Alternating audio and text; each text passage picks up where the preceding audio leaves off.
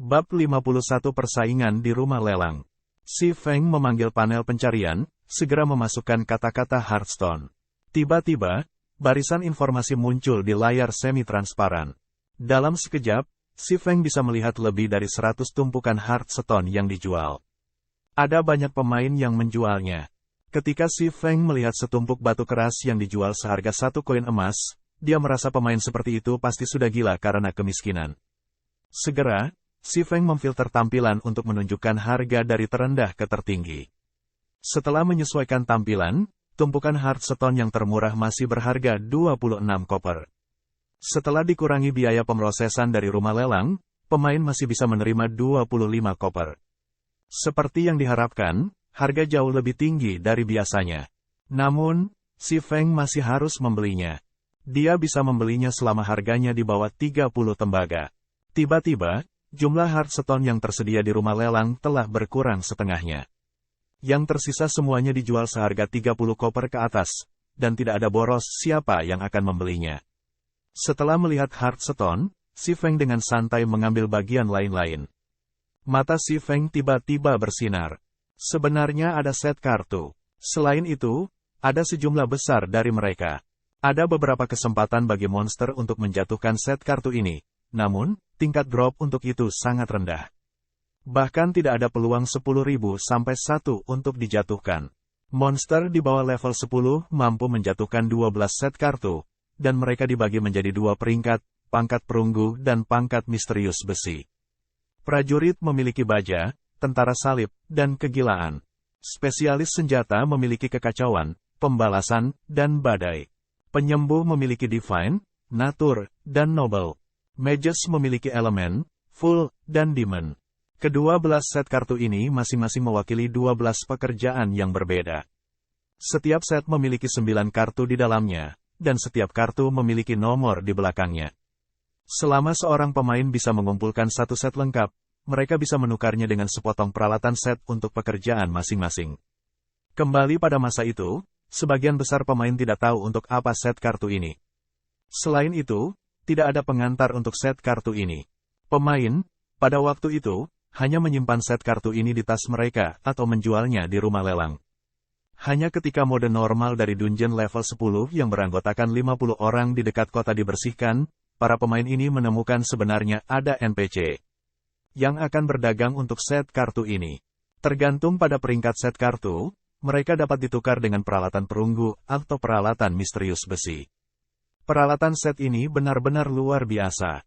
Satu set peralatan perunggu bisa menyaingi seluruh set peralatan misterius besi biasa, sedangkan peralatan misterius besi bisa menyaingi seluruh set peralatan rahasia perak biasa.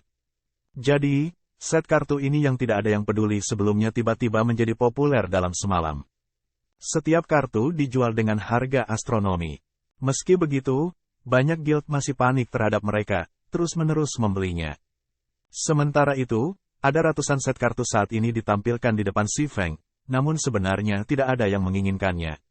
Setiap kartu dijual dengan harga tidak lebih dari 5 koper, dan bahkan maksimum 7 koper. Si Feng membelinya bersih, tanpa ragu-ragu. Si Feng tidak berpikir banyak tentang biayanya. Terlebih lagi, nilai-nilai itu tidak akan meningkat bahkan, jika dia meninggalkannya di tasnya. Menggunakan uang untuk menumbuhkan uang, sekarang adalah cara raja. Setelah si Feng selesai dengan mengumpulkan Hearthstone dan set kartu, ia ditinggalkan dengan tidak lebih dari 14 koin perak.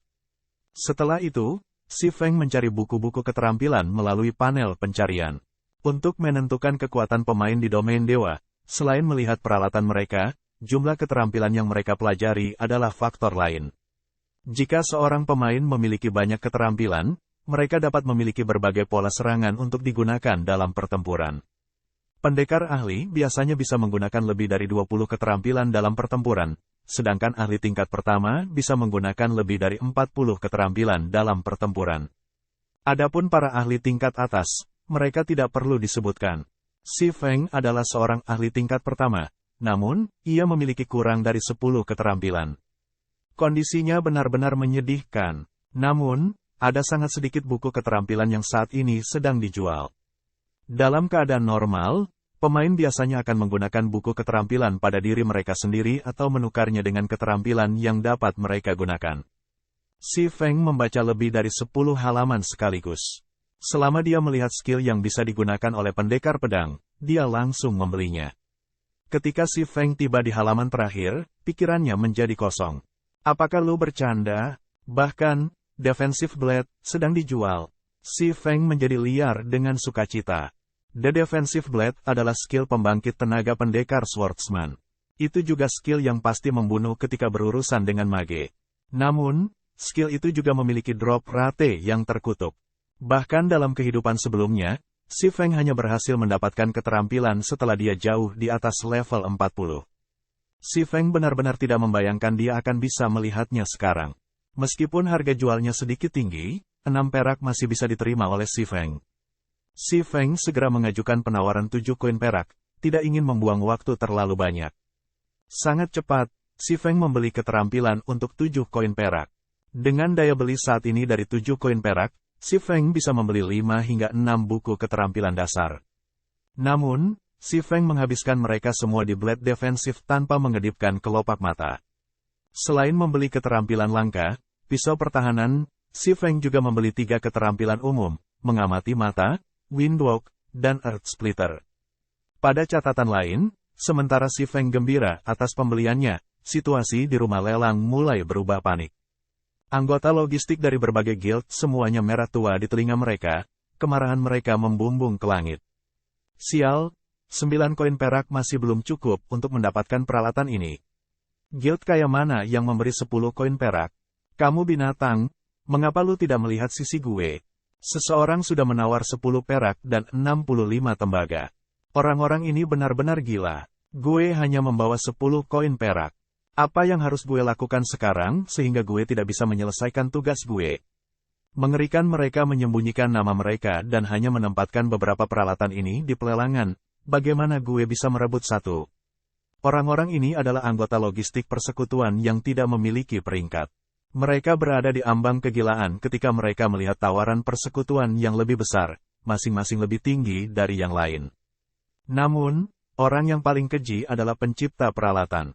Setiap kali, orang ini hanya melelang beberapa peralatan. Sebelumnya, persaingan atas peralatan sudah cukup intens. Namun, Garrison Armor yang dilelang sekarang memiliki atribut yang lebih baik, dan jumlahnya lebih sedikit. Uang yang mereka bawa untuk penawaran sama sekali tidak cukup, jadi bagaimana mereka akan memperjuangkan peralatan? Tidak mungkin, kan? Apakah ada banyak taepan? Tiba-tiba, Si Feng memikirkan blade pertahanan. Pemain rata-rata jelas tidak memiliki kesempatan untuk mendapatkan keterampilan langka seperti itu untuk pendekar pedang, sedangkan guild tidak akan menjualnya, bahkan jika mereka mendapatkannya. Skill pasti telah dijual oleh guild tertentu untuk mengumpulkan dana untuk membeli Garrison Armor. Hanya saja tindakan mereka sekali lagi menguntungkan Si Feng.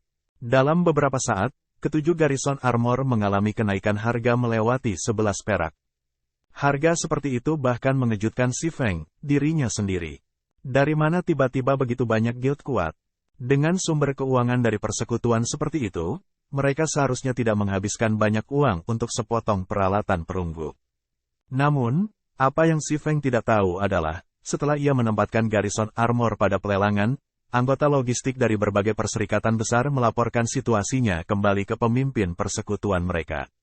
Sebelumnya, pemimpin persekutuan ini melihat MT dari persekutuan lain mengumpulkan elit khusus dengan armor Garrison. MTS ini dapat memungkinkan pemain lain untuk menyerang elit khusus dengan mudah, mendapatkan berbagai buku keterampilan dan peralatan perunggu, peralatan misterius besi bahkan. Pada pandangan seperti itu, mata pemimpin guild ini sudah lama memerah karena iri. Sayangnya, mereka tidak punya solusi untuk masalah ini. Mereka ingin membiarkan para pemain lifestyle dari guild mereka masing-masing membuat peralatan ini, namun mereka tidak memiliki desain tempa untuk itu. Mereka juga ingin menghubungi pemain yang telah menempa Garrison Armor ini, namun pemain ini menyembunyikan namanya, mencegah segala cara kontak. Satu-satunya pilihan mereka adalah menonton, tanpa daya. Namun sekarang, Armor Garrison, kali ini, bahkan memiliki kekuatan pertahanan. Mereka pasti harus membelinya. Oleh karena itu, geng ini mulai mengumpulkan dana segera. Apakah lu mendengarku? Lu pasti harus mendapatkannya, segera tawarkan 13 koin perak, gue ingin melihat siapa lagi yang berani menawar. Apa? Apakah sudah di 13 silvers? Tawar 13 silvers 50 koper. Gue tidak percaya ada persekutuan yang lebih kaya dari kita. Ada lebih dari 100 kota di bawah pengaruh kota Sungai Putih, dan ada ratusan persekutuan terus-menerus mengajukan penawaran untuk Garrison Armor. Setelah setengah jam, ketujuh Garrison Armor dilelang, dengan yang terendah dijual dengan harga 14 silvers 60 koper. Si Feng mendapatkan lebih dari 1 koin emas dalam sekejap. Melihat betapa kuatnya orang-orang ini, Si Feng mengambil kesempatan untuk menempatkan Garrison Heavy Armor pada pelelangan, menetapkan harga mulai pada 16 koin perak. Setelah itu, Si Feng meninggalkan rumah lelang. Itu masih malam, dan ada sekitar setengah jam sebelum matahari terbit. Sangat tidak bijaksana untuk keluar dan naik level sekarang, jadi Si Feng pergi ke perpustakaan di kota Daun Merah terlebih dahulu. Dia ingin memiliki pemahaman yang lebih baik tentang buku harian itu, yang berisi kata-kata elf, yang diperolehnya dari mode neraka hutan kematian. Dia bahkan mungkin mendapatkan temuan baru. Bab 52 Saudari Suci. Perjalanan ke perpustakaan kota Daun Merah sangat berbahaya.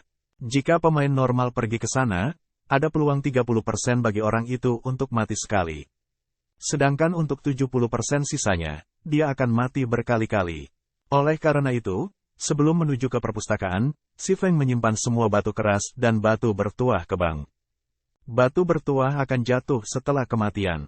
Jika Si Feng secara tak terduga meninggal dalam perjalanan ke perpustakaan, maka itu akan menjadi kerugian besar. Setelah itu, Si Feng mengeluarkan 4 buku keterampilan yang dia beli sebelumnya dan memilih untuk mempelajarinya. Mengamati mata, mampu melihat target yang jelas tidak dikenal dan disembunyikan. Ada peluang tetap untuk mendeteksi titik lemah target. Cooldown, 40 detik. Windwalk, pengguna terbungkus angin, kecepatan gerakan meningkat 30%. Ada kemungkinan 50% untuk menghindari kerusakan dari serangan jarak jauh.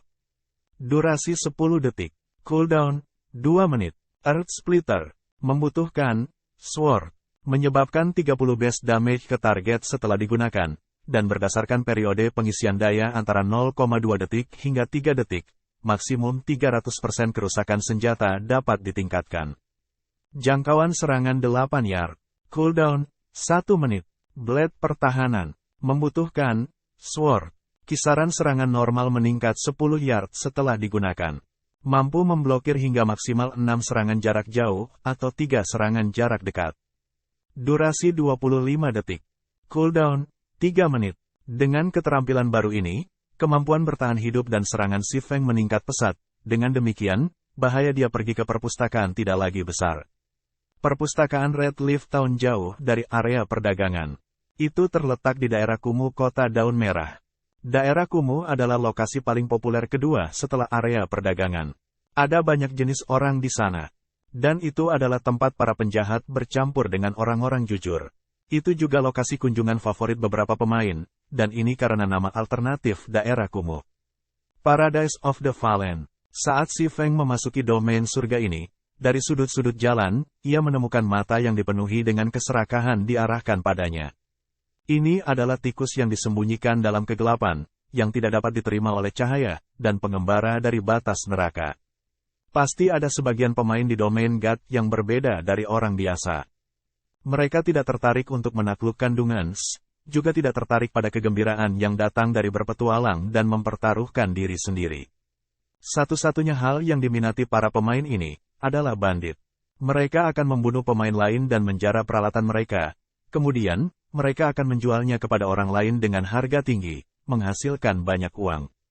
Pada siang hari, para pemain ini akan berburu dan menjara para pemain dengan peralatan yang bagus. Pada malam hari, mereka akan kembali ke daerah kumuh untuk membuang barang curian mereka kemudian berpesta dengan uang yang baru saja mereka peroleh. Mereka akan membual tentang hasil panen mereka untuk menunjukkan kekuatan mereka sendiri, menggunakan kesempatan untuk meningkatkan posisi mereka di daerah kumuh. Pemain biasa tidak akan pernah menginjakan kaki di tempat ini. Jika mereka tidak memiliki kekuatan yang cukup, satu-satunya hasil adalah pengembalian melalui kematian. Alasannya karena lokasi ini tidak dilindungi oleh pengawal. Si Feng hanya melirik para pemain yang tersembunyi di sudut-sudut jalan. Dia menemukan indikator untuk semua pemain ini berwarna merah. Jelas terlihat bahwa mereka telah melakukan banyak tindakan membunuh dan menjarah. Di dalam domain dewa, pemain merah tidak diizinkan memasuki area yang dijaga. Tingkat drop peralatan saat kematian untuk pemain ini juga meningkat, dan penalti untuk kematian dapat ditingkatkan hingga maksimal 300%.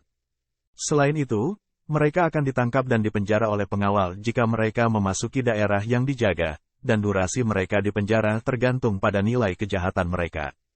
Namun, bahkan dengan semua kekurangan ini, masih ada banyak pemain yang memilih untuk menempuh jalan ini. Bagaimanapun, hadiahnya datang dengan sangat cepat dengan cara ini. Pemain merah juga punya tempat mereka bisa tinggal di kota daun merah. Misalnya, daerah kumuh. Selain itu, jika seseorang ingin menerima kues yang bagus di daerah kumuh, seseorang harus menjadi pemain kuning atau bahkan pemain merah. Mengenai pemain ini yang hidup di ujung pisau, Si Feng tidak memperhatikan mereka. Dia segera menuju jalan utama daerah kumuh. Di kedua sisi jalan, ada beberapa wanita genit mengenakan pakaian terbuka. Ketika mereka melihat pakaian Si Feng mengenakan, mereka mulai melemparkan pandangan centil pada arahnya.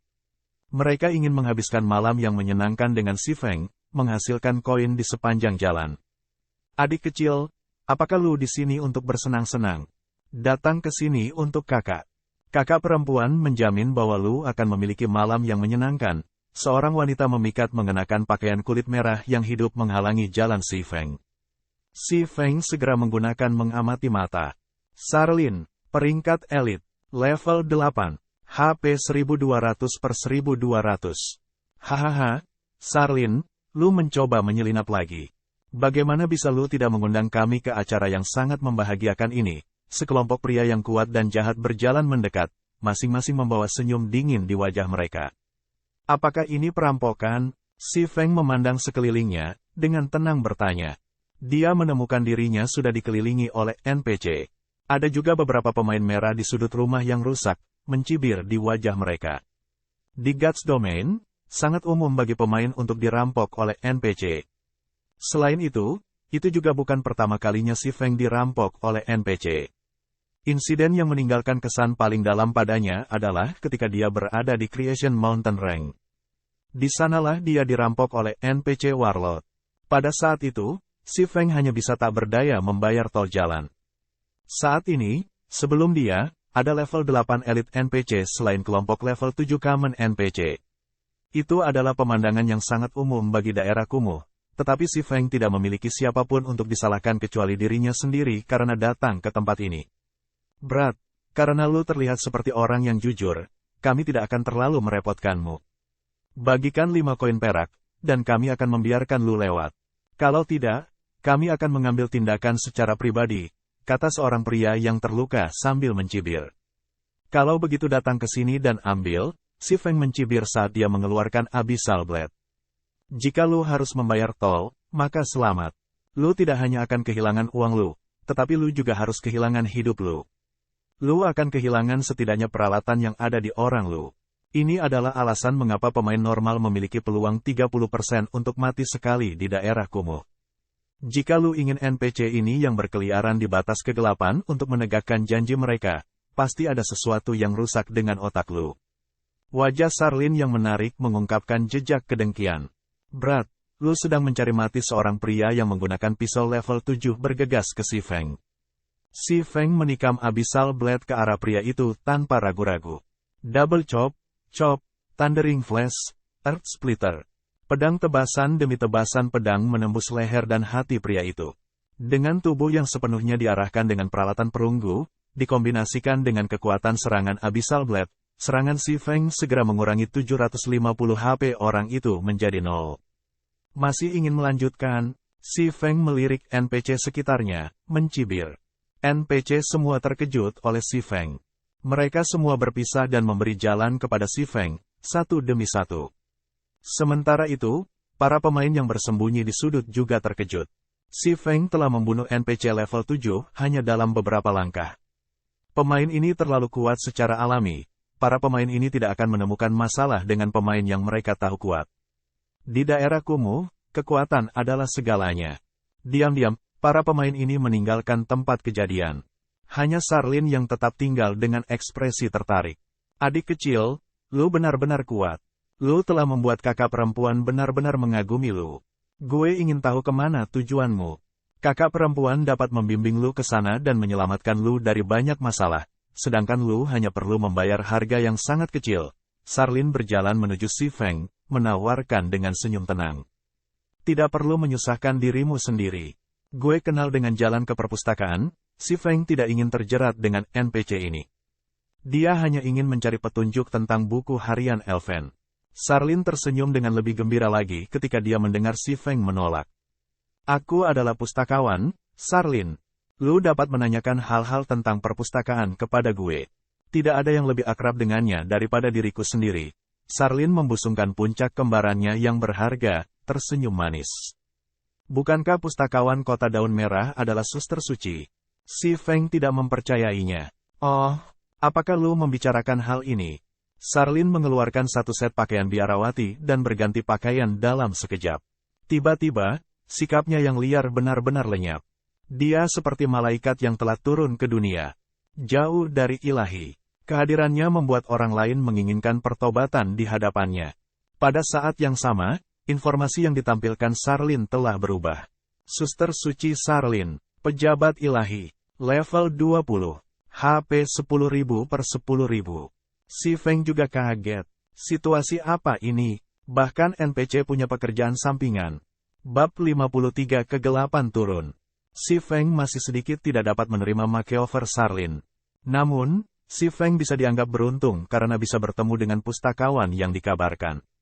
Menurut informasi yang dia tahu, pustakawan Kota Daun Merah itu penuh misteri, keberadaannya tidak diketahui. Si Feng tidak pernah membayangkan pustakawan sebagai NPC perempuan yang berpartisipasi dalam perampokan melawannya. Jika Si Feng benar-benar mulai berkelahi dengan Charlene sekarang, konsekuensinya tidak terbayangkan. Apa artinya bermain binatang untuk memakan harimau? Charlene jelas seorang veteran di bidang ini. Divine adalah peningkatan pekerjaan tingkat 3 untuk Oracle. Dalam kasus pendekar pedang, itu disebut Raja Pedang. Sedangkan di antara keduanya adalah pedang master. Bahkan jika seorang pejabat ilahi hanya tingkat 20, dia masih bisa dengan mudah mengirim tuan level 50. Mungkin, Charlene adalah NPC paling kuat di seluruh Kota Daun Merah. Hehe, apakah lu percaya padaku sekarang? Charlene cekikikan pada Si Feng. Seluruh tubuhnya memancarkan cahaya keemasan seolah dia adalah reinkarnasi dari Bunda Maria. Karena lu punya urusan dengan gue, mari kita bicarakan di perpustakaan. Sistem, pemain telah mengaktifkan Epic Quest, Darkness Descends. Isi tidak diketahui. Si Feng tiba-tiba tersandung ketika mendengar pemberitahuan sistem, hampir jatuh. Apa alasan baginya untuk benar-benar memicu Epic Quest ini? Darkness Descends adalah Epic Quest of God's Domain yang terkenal. Dari informasi yang dia kumpulkan dari internet dan Shadow, kesulitan untuk menyelesaikan Epic Quest ini benar-benar tak terbayangkan. Tentu saja, hadiahnya juga tak terbayangkan melimpah. Dalam kehidupan Si Feng sebelumnya, orang yang menyelesaikan Epic Quest ini adalah Spirit Emperor, Fantasy Extinguisher. Dia adalah karakter legendaris di antara pemanggil. Dia secara global di peringkat dalam 20 pemanggil teratas dan 500 teratas di seluruh permainan selama puncak domain dewa. Meskipun ia hanya berada di peringkat 500 teratas dalam domain dewa, itu tidak boleh dipandang sebelah mata. Seluruh dunia memiliki total populasi 100 miliar. Mampu peringkat dalam 500 teratas, Fantasy Extinguisher jelas merupakan ahli yang luar biasa. Namun, hal yang membuat Si Feng merasa aneh adalah mengapa pencarian epik ini ditemukan di sini. Lokasi awal Extinguisher Fantasy tidak di kerajaan Star Moon. Sebaliknya, itu di Kekaisaran Naga Hitam, yang jauh dari kerajaan Star Moon. Kekaisaran Naga Hitam jauh lebih kuat dari kerajaan Bintang Bulan. Luas daratannya 3 kali lipat dari kerajaan Star Moon. Persaingan antara pemain dan persekutuan di sana jauh lebih sengit. Mungkinkah itu hadiah untuk mendapatkan clear pertama di Hell Mode of a Dungeon? Si Feng diam-diam menebak saat dia mengikuti Charlene. Dia merasa itu kemungkinan besar. Kalau tidak, mengapa pencarian epik yang harus ditemukan di Kekaisaran Naga Hitam dapat ditemukan di sini di Kerajaan Bintang Bulan? Pada saat ini, komunikasi sistem Si Feng berdering. Si Feng memandangi si penelepon, mengetahui bahwa itu adalah Snow lembut yang menghubunginya. Nona Snow, apakah lu memiliki bisnis dengan gue? Melihat lu masuk, gue punya sesuatu untuk dikatakan. Snow Gentle berbicara dengan nada yang sangat acuh tak acuh. Dia seperti es misterius, tidak berubah bahkan setelah 10.000 tahun dan tidak tertarik pada apapun.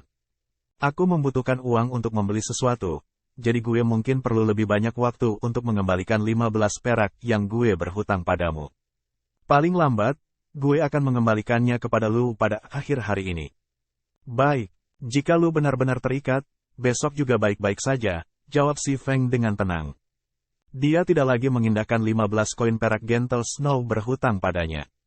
Saat ini, dia memiliki lebih dari 1 koin emas pada orangnya, dan dia bingung bagaimana cara membelanjakannya.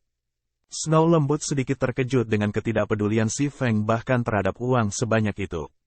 Namun, karena si Feng sudah mengatakannya, tentu saja, dia tidak akan sopan kepadanya.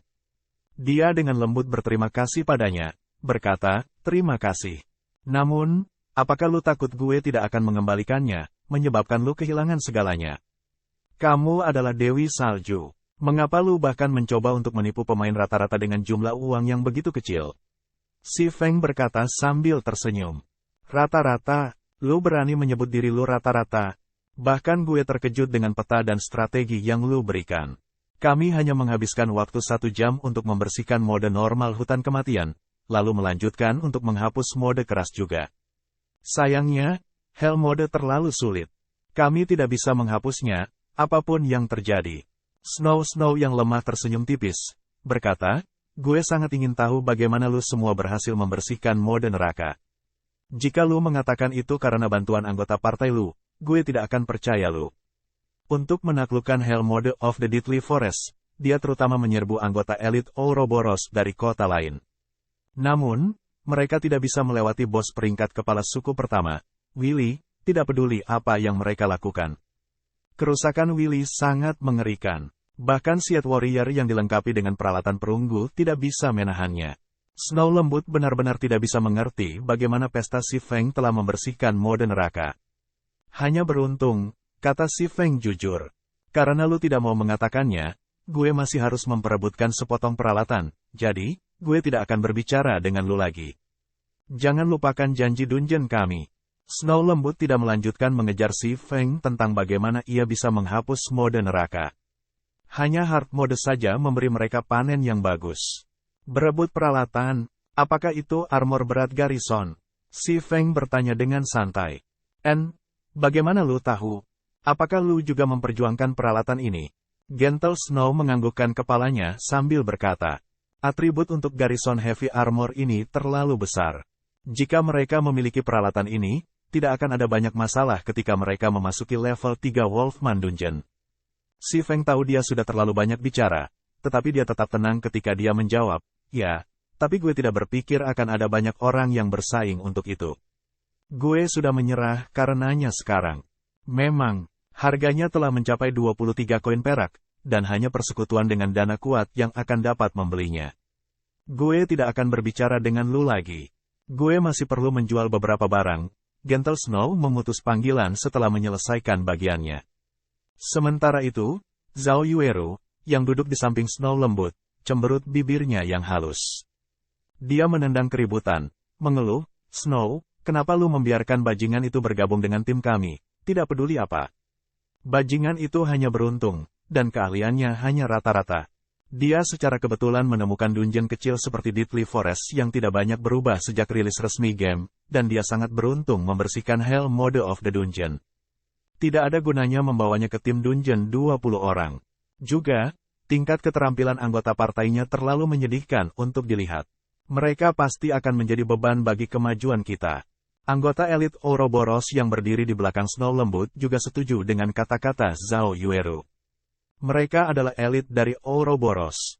Bagaimana sekelompok pemain rata-rata dibandingkan dengan mereka?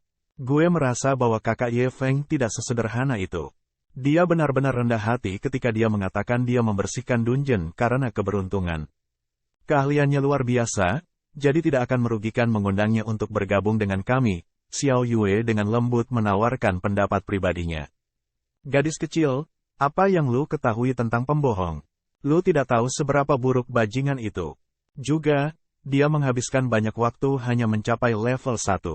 Keterampilannya hanya begitu-begitu saja. Wanita ini bisa menanamkannya dengan ledakan api tunggal. Zhao Yueru menatap Xiao Yue, berbicara dengan penuh percaya diri. Baiklah, berhenti berdebat. Gue juga merasa Ye Feng tidak sesederhana itu. Kalau tidak, bagaimana dia bisa membersihkan mode neraka hutan kematian dengan sekelompok pemula? Ketika kita memasuki tim dungeon, kita akan melihat di mana letak standarnya.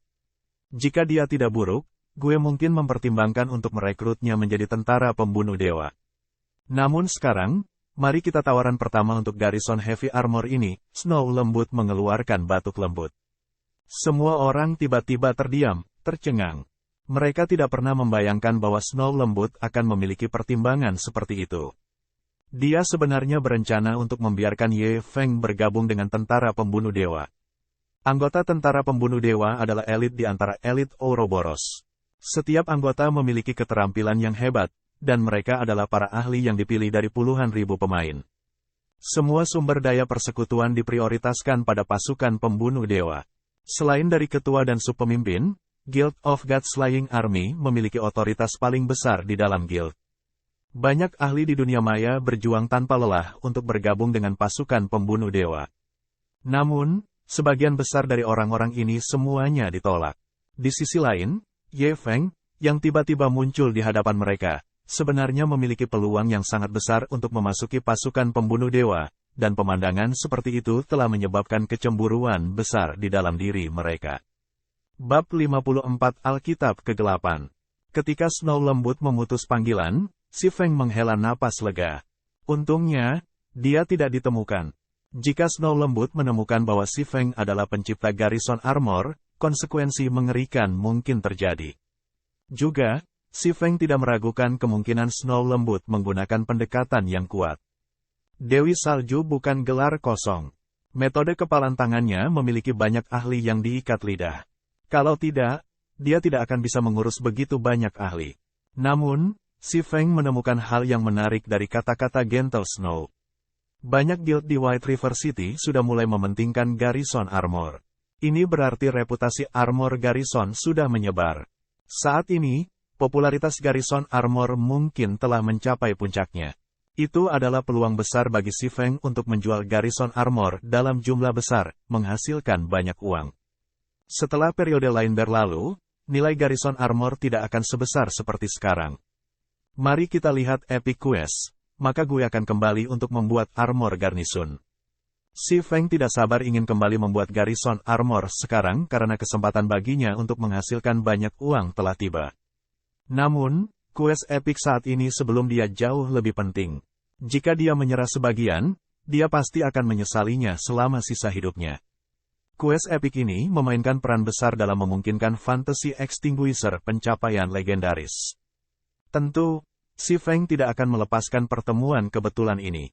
Setelah menghabiskan 20 menit bermanuver di sepanjang jalan sempit di daerah kumuh, si Feng akhirnya tiba di perpustakaan. Dalam perjalanan ke sini, si Feng menemukan keajaiban memiliki pejabat ilahi berjalan di sisinya di daerah kumuh.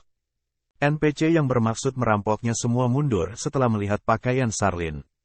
Jika tidak, si Feng harus menghabiskan lebih dari 1 jam untuk perjalanan ini, terus berjuang melawan tikus selokan ini. Selain itu, NPC ini benar-benar miskin. Si Feng tidak akan mendapatkan hadiah apapun karena membunuh NPC ini, bahkan EXP. Perpustakaan Kota Daun Merah memiliki penampilan yang layu. Bangunan itu hanya memiliki 2 lantai, dan tidak ada yang hadir untuk mengelolanya karena daun-daun yang mati terlihat memanjat tembok. Memasuki perpustakaan, debu dan kotoran menutupi seluruh bangunan. Buku-buku yang tergeletak di atas meja kayu sudah sejak lama dibungkus oleh lapisan debu. Perpustakaan itu lebih mirip rumah berhantu daripada tempat di mana orang pernah tinggal. Sudah lama sejak siapapun mengunjungi, jadi gue belum merapikan tempat. Duduk saja dimanapun lu inginkan.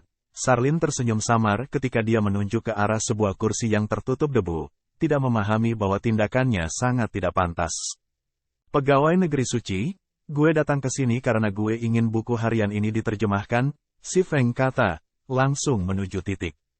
Alisnya sedikit berkerut ketika dia melihat ke arah lapisan debu setebal jari yang menutupi kursi.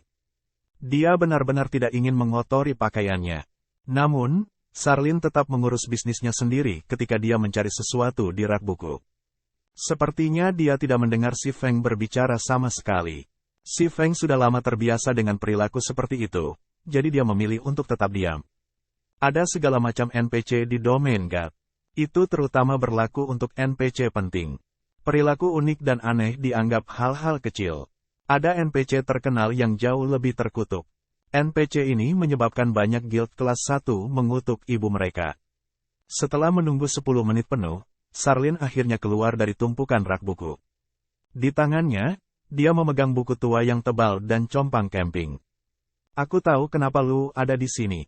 Saat lu menginjakan kaki di permukiman kumuh, gue bisa merasakan energi jahat datang dari tubuh lu, kata Charlene serius. Dia meletakkan buku compang camping di atas meja, menyebabkan semua debu di gedung tiba-tiba melambung. Biarkan gue melihat item itu. Si Feng secara alami tahu buku harian itu memicu skenario seperti itu. Dia mengeluarkan buku harian yang compang camping dari tasnya, dengan hati-hati menyerahkannya kepada Charlene. Charlene tidak terburu-buru menerima buku harian itu. Sebaliknya, dia meneriakkan frasa kata-kata ilahi. Tiba-tiba, seberkas kata-kata ilahi emas melilit buku harian itu. Tepat ketika si Feng bertanya-tanya tentang tindakan Charlene, perubahan tiba-tiba muncul di buku harian itu. Asap hitam tiba-tiba muncul di sampulnya yang hitam pekat, dan wajah yang tampak menyeramkan muncul. Sepertinya itu sangat kesakitan. Jahat pergi Divine Spear. Charlene berteriak, tangannya yang seperti batu giok menggambar Divine Word di udara. Pada saat yang sama, dia mulai menyanyikan kutukan ilahi tingkat 3. Suaranya bergema di seluruh perpustakaan. Sebuah heksagram berwarna emas muncul di atas perpustakaan, menutupi seluruh bangunan, dan dari formasi sihir, 3 tombak penghakiman emas terbang keluar. Charlene berteriak, tangannya yang seperti batu giok menggambar Divine Word di udara. Pada saat yang sama, dia mulai menyanyikan kutukan ilahi tingkat 3, suaranya bergema di seluruh perpustakaan. Sebuah heksagram berwarna emas muncul di atas perpustakaan, menutupi seluruh bangunan, dan dari formasi sihir, 3 tombak penghakiman emas terbang keluar. Tombak-tombak menembus buku harian itu, merobek-robek wajah seram itu.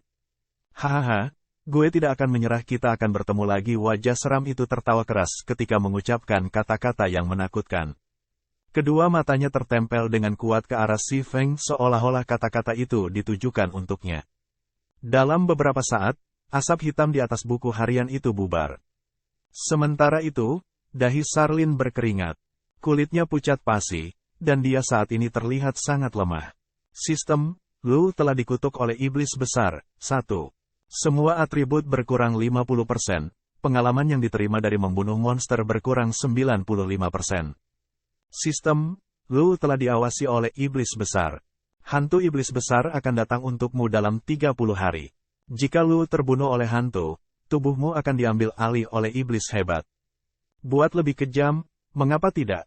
Terlepas dari seberapa menahan diri dia, si Feng tidak bisa membantu tetapi mengutuk ketika dia melihat pemberitahuan ini. Jika dibandingkan dengan standar manusia, iblis besar setara dengan pekerjaan tingkat 4. Itu pada tingkat yang sama dengan Kaisar Pedang. Meskipun itu hanya sebuah hantu, itu masih membutuhkan Charlene, yang memiliki pekerjaan tingkat 3, untuk menanganinya. Namun, alih-alih membidik Charlene, iblis besar sebenarnya pergi untuk pengamat dan karakter kecil seperti si Feng. Dengan kutukan ini, bagaimana dia bisa naik level? Belum lagi pengurangan 50% dalam atribut. Itu telah menyebabkan atributnya tenggelam ke level pemain rata-rata. Itu akan menjadi masalah jika dia ingin membunuh monster dari level yang lebih tinggi. Dia juga harus menghadapi hantu iblis besar. Miss Charlene, lu baik-baik saja. Meskipun dia dikutuk, si Feng masih berbicara dengan sopan. Charlene menggelengkan kepalanya sedikit, berbicara sambil tersenyum. Tidak ada yang terlalu buruk. Gue tidak pernah membayangkan bahwa lu benar-benar akan membawa barang yang begitu mengerikan. Lu sedikit melemahkan gue. Namun, masalahnya telah diselesaikan sekarang. Jika lu telah berlarut-larut selama beberapa hari lagi, tubuh lu mungkin telah dirasuki oleh iblis besar, dan tubuh lu akan menderita di neraka untuk selamanya. Terima kasih, Nona Charlene. Jika itu bukan untukmu, gue mungkin sudah mati. Meskipun kata-kata Sarlin terasa agak salah, si Feng masih berterima kasih padanya. Dia bersuka cita pada kenyataan bahwa dia datang ke perpustakaan tanpa penundaan. Kalau tidak, dia akan benar-benar selesai. Namun, masalahnya saat ini masih belum terselesaikan. Tidak perlu berterima kasih. Buku harian ini tidak sesederhana kelihatannya. Itu adalah kuncinya. Di dalamnya dicatat metode untuk membuka kunci kutukan di gerbang. Tugas lu sekarang adalah menemukan gerbang ini, masuk melaluinya dengan buku harian ini, dan temukan Alkitab Kegelapan yang tersimpan di dalamnya. Gue dapat menghancurkan Bible of Darkness selama lu mengambilnya untuk gue. Setelah dihancurkan, Great Demon tidak akan bisa turun, Sarlin menjelaskan. Sistem Epic Quest Darkness Descents diterima. Temukan dan hancurkan Alkitab Kegelapan dan cegah iblis besar untuk tidak turun. Hadiah tidak diketahui. Meskipun si Feng sudah tahu tentang kesulitan ekstrim menyelesaikan Epic Quest, masih tidak perlu untuk itu begitu terkutuk. Paling tidak, Quest harus memberitahunya di mana menemukan Bible of Darkness. Dalam kehidupan si Feng sebelumnya, Fantasy Extinguisher telah menyelesaikan Quest in Black Dragon Empire ini. Namun, si Feng tidak bisa hanya pergi ke Kekaisaran Naga Hitam. Bahkan jika dia pergi ke sana, Teleportation Guides belum diaktifkan pada tahap permainan ini, jadi dia harus lari ke sana. Namun, bahkan jika dia berlari sampai kakinya patah, dia masih perlu membuang beberapa bulan sebelum dia bisa mencapai perbatasan Kekaisaran Naga Hitam. Catatan TL 1. Great Demon, ini adalah peringkat untuk demons, bukan monster. Ini akan diklarifikasi lebih lanjut dalam bab-bab mendatang ketika iblis diperkenalkan dengan lebih baik. Bab 55 Moondrip. Si Feng memasuki pemikiran yang mendalam. Dia tidak mengerti bagaimana Extinguisher Fantasi menyelesaikan Epic Quest ini di kehidupan sebelumnya. Siapa sih yang tahu di mana Bible of Darkness disimpan?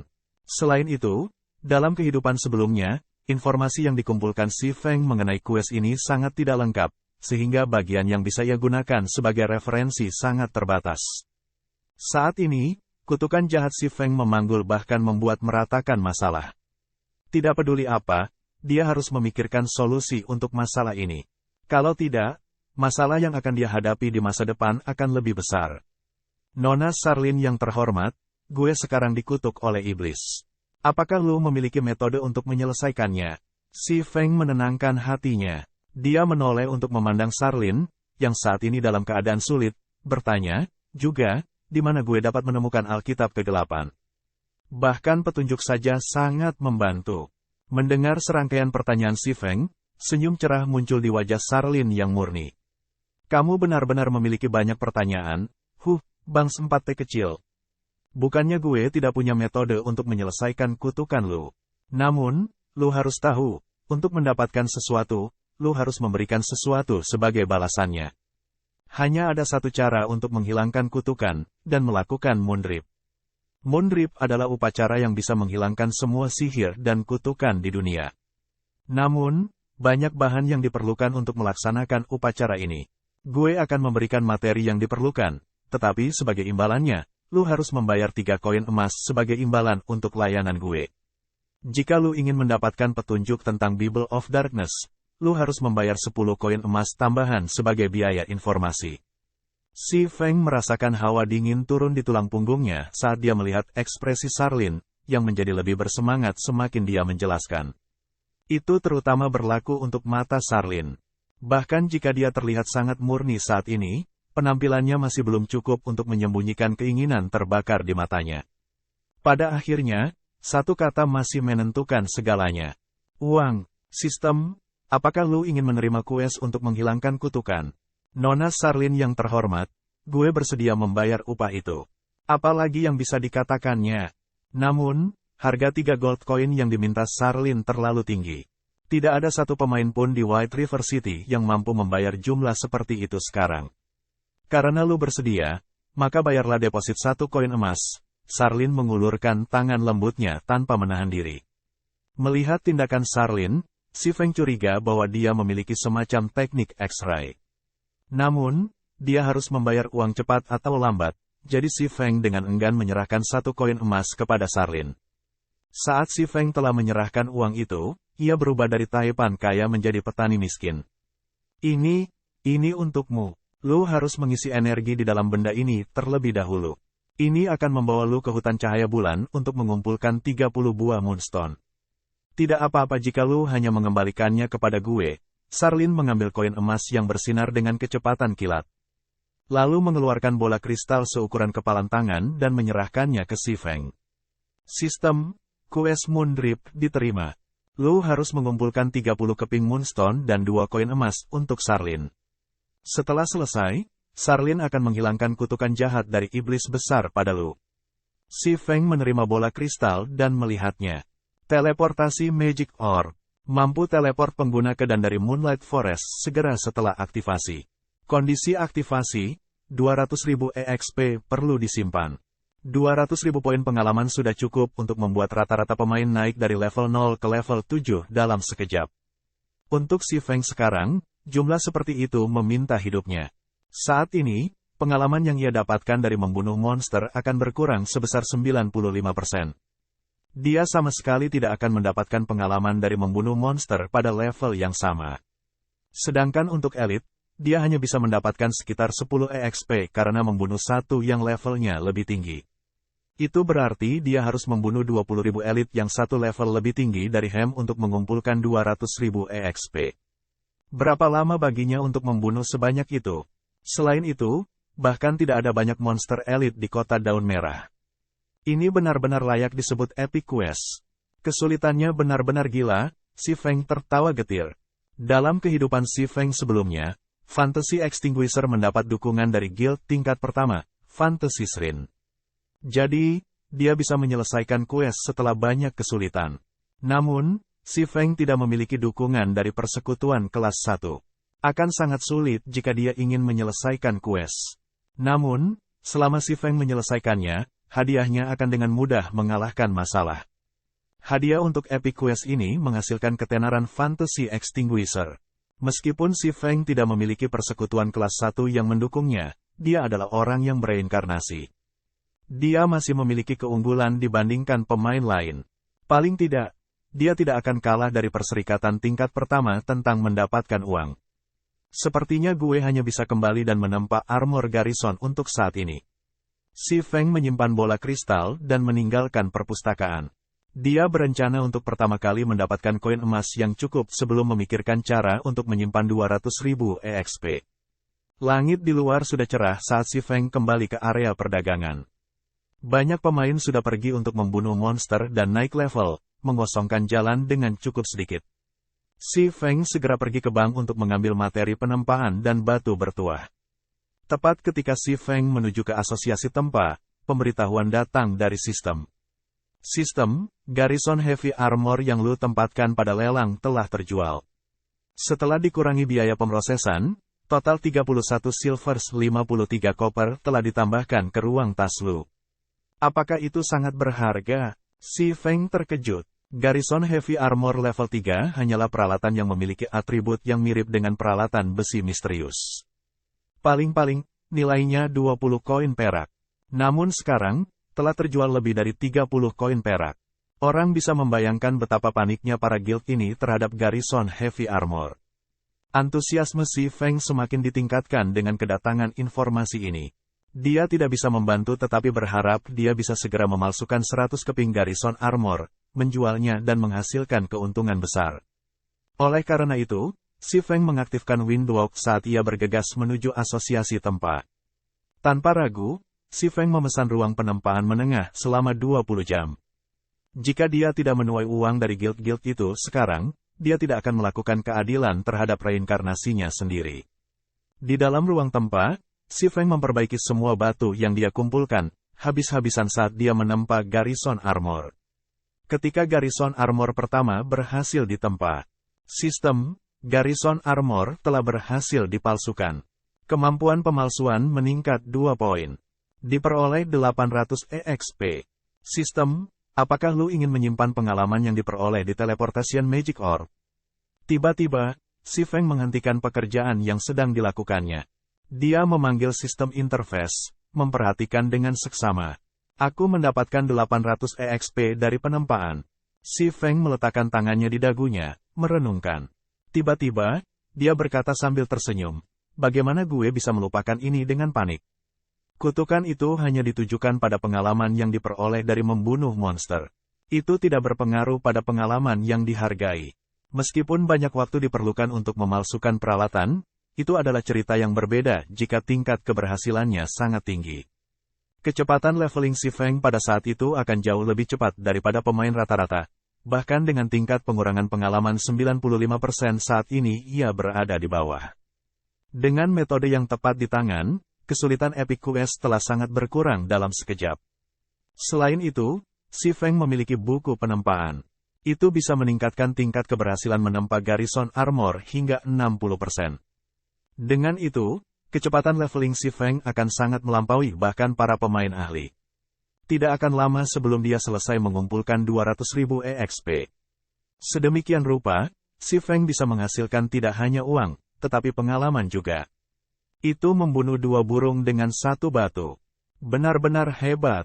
Pemadam fantasi kemungkinan besar tidak membayangkan ada metode cepat untuk menghilangkan kutukan.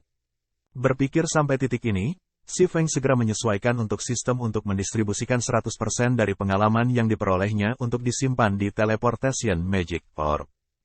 Kemudian, dia mengambil biji dan mulai dengan senang hati menempa peralatan. Karena suasana hatinya yang membaik, tangan Si Feng menjadi jauh lebih gesit. 100 Refinement Hammer di tangannya seperti alat musik, dengan ritme mengalahkan melodi yang bergerak. Pada saat Si Feng mendapatkan kembali perasaannya, dia tiba-tiba tercengang oleh Garrison Armor di depannya. Bab 56 Glimmer Chestplate. Armor Garrison saat ini sebelum Si Feng sangat berbeda dari yang sebelumnya. Desainnya sebagian besar telah berubah, dan bahkan warnanya telah menjadi emas pucat. Ini sama sekali bukan armor Garrison. Sial, Si Feng mengerti dia telah gagal. Sebelumnya, dia terlalu asyik dengan kegembiraannya sendiri saat dia menempa peralatan. Dia menghancurkan palu dengan cara apapun yang dia inginkan, memberikan Garrison Armor penampilan yang sama sekali berbeda. Dia bahkan merasa senang tentang itu. Meski begitu, penampilan plate armor baru ini tampak sangat keren. Itu pasti akan terlihat megah saat dipakai. Setelah itu, Si Feng memilih untuk mengidentifikasi informasi peralatan. Sistem mengambil seluruh 10 detik sebelum memberikan kesimpulan saat ini. Tidak disebutkan namanya. Plat armor perunggu peringkat. Tingkat 3. Persyaratan peralatan, kekuatan 12. Pertahanan plus 23. Kekuatan plus 3. Daya tahan plus 3. HP plus 120. Daya tahan 35/35. Kemampuan tambahan. Healing Power, efek penyembuhan yang diterima meningkat sebesar 10%. Terbatas pada Seat Warriors dan Guardian Knight. Sistem, peralatan yang tidak disebutkan namanya telah berhasil dipalsukan. Profesi tempa meningkat sebesar 3 poin. Memperoleh 1100 EXP. Sistem, selamat lu adalah pemain pertama yang menempa peralatan perunggu yang sama sekali baru di domain God. Diperoleh 3000 EXP. Rewarding 1 Runic Hammer, peringkat misterius besi. Yang meningkatkan tingkat keberhasilan penempaan sebesar 5%. Sistem, tolong beri nama untuk peralatan yang telah lu buat. Lu juga dapat meninggalkan tanda pribadi pada peralatan ini. Si Feng sedikit terkejut ketika melihat pemberitahuan ini. Dia secara tidak sengaja merombak Garrison Armor, dan berhasil melakukannya. Dia bahkan menciptakan peralatan perunggu yang sama sekali baru.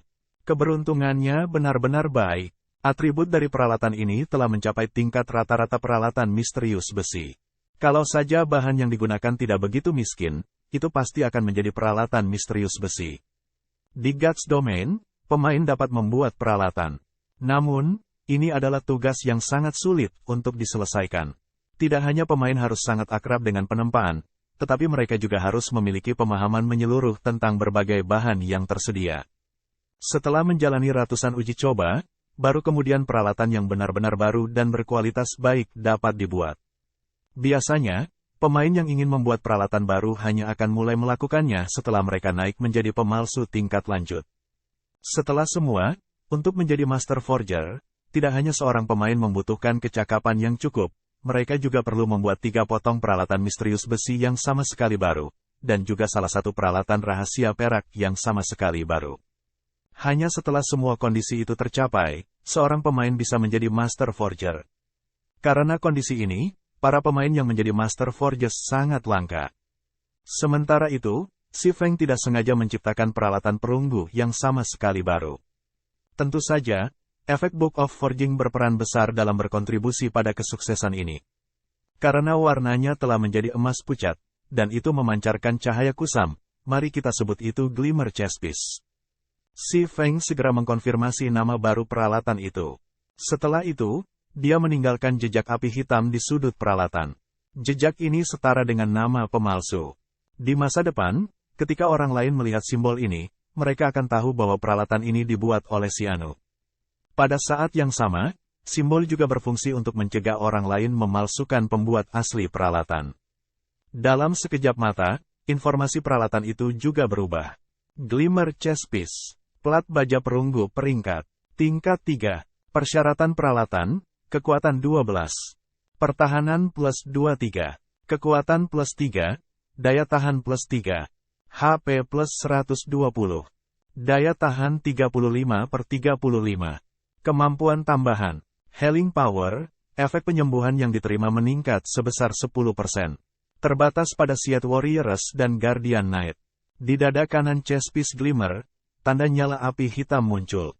Api terus-menerus memudar di dalam dan di luar keberadaan, semakin memperkaya estetika dari Glimmer Chess Piece.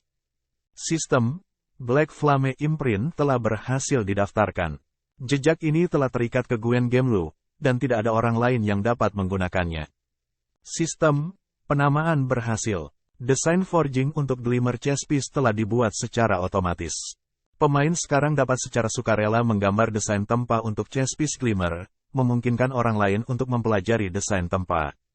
Tiba-tiba, sebuah jendela tambahan muncul di panel gaya hidup Si Feng. Itu disebut Forging Design Creation, dan memungkinkan pemain untuk membuat desain forging mereka sendiri.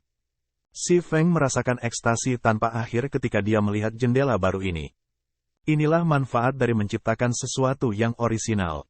Selama Si Feng memiliki pena dan kertas gambar, dia bisa membuat banyak desain tempa untuk chessplate Glimmer yang dia inginkan. Ini adalah perawatan yang hanya tersedia untuk kreasi asli. Desain tempa jauh lebih berharga daripada peralatan itu sendiri. Dalam kehidupan Si Feng sebelumnya, Master Forges yang tak terhitung jumlahnya terus-menerus meneliti berbagai bahan dan menggunakan segala macam metode untuk mengembangkan peralatan baru. Selain mencoba menjadi Grandmaster Forger, tujuan utama mereka adalah untuk mendapatkan desain tempa asli. Item ini adalah alasan mengapa beberapa Master Forges sangat kaya. Proses membuat desain tempa sangat sederhana, dan mereka dapat dengan mudah membuat puluhan hingga ratusan kapan saja mereka mau. Kalau tidak, berapa banyak uang yang bisa mereka hasilkan, bahkan jika mereka menghabiskan sendiri dengan menempa peralatan setiap hari. Dengan Glimmer Chessplate Forging Design, menghasilkan 10 koin emas adalah masalah kecil. Pada saat itu, bahkan mungkin bagi Feng Feng untuk mendapatkan hingga 30 atau 40 koin emas. Lagi pula, ada banyak pemain di White River City dan juga tidak ada kekurangan guild.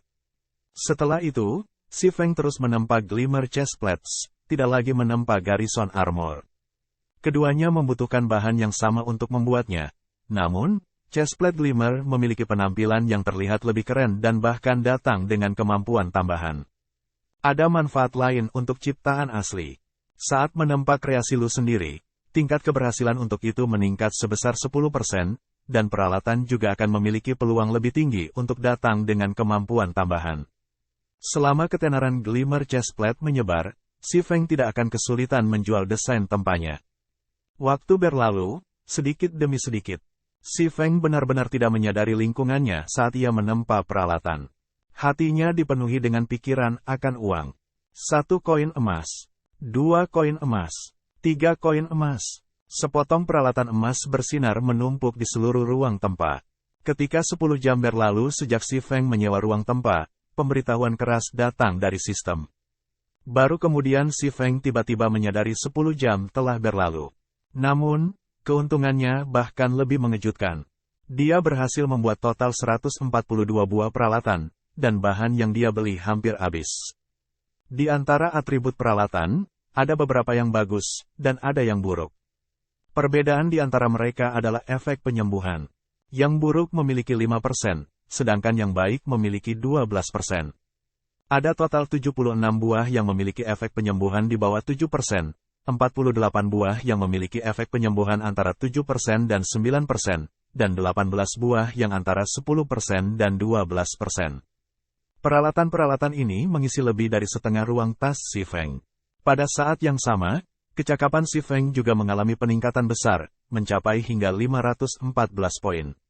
Si Feng sekarang setengah jalan untuk menjadi magang penempaan menengah. Si Feng mengeluarkan orb teleportasi untuk melihatnya. Pengalaman yang saat ini disimpannya mendekati 150.000.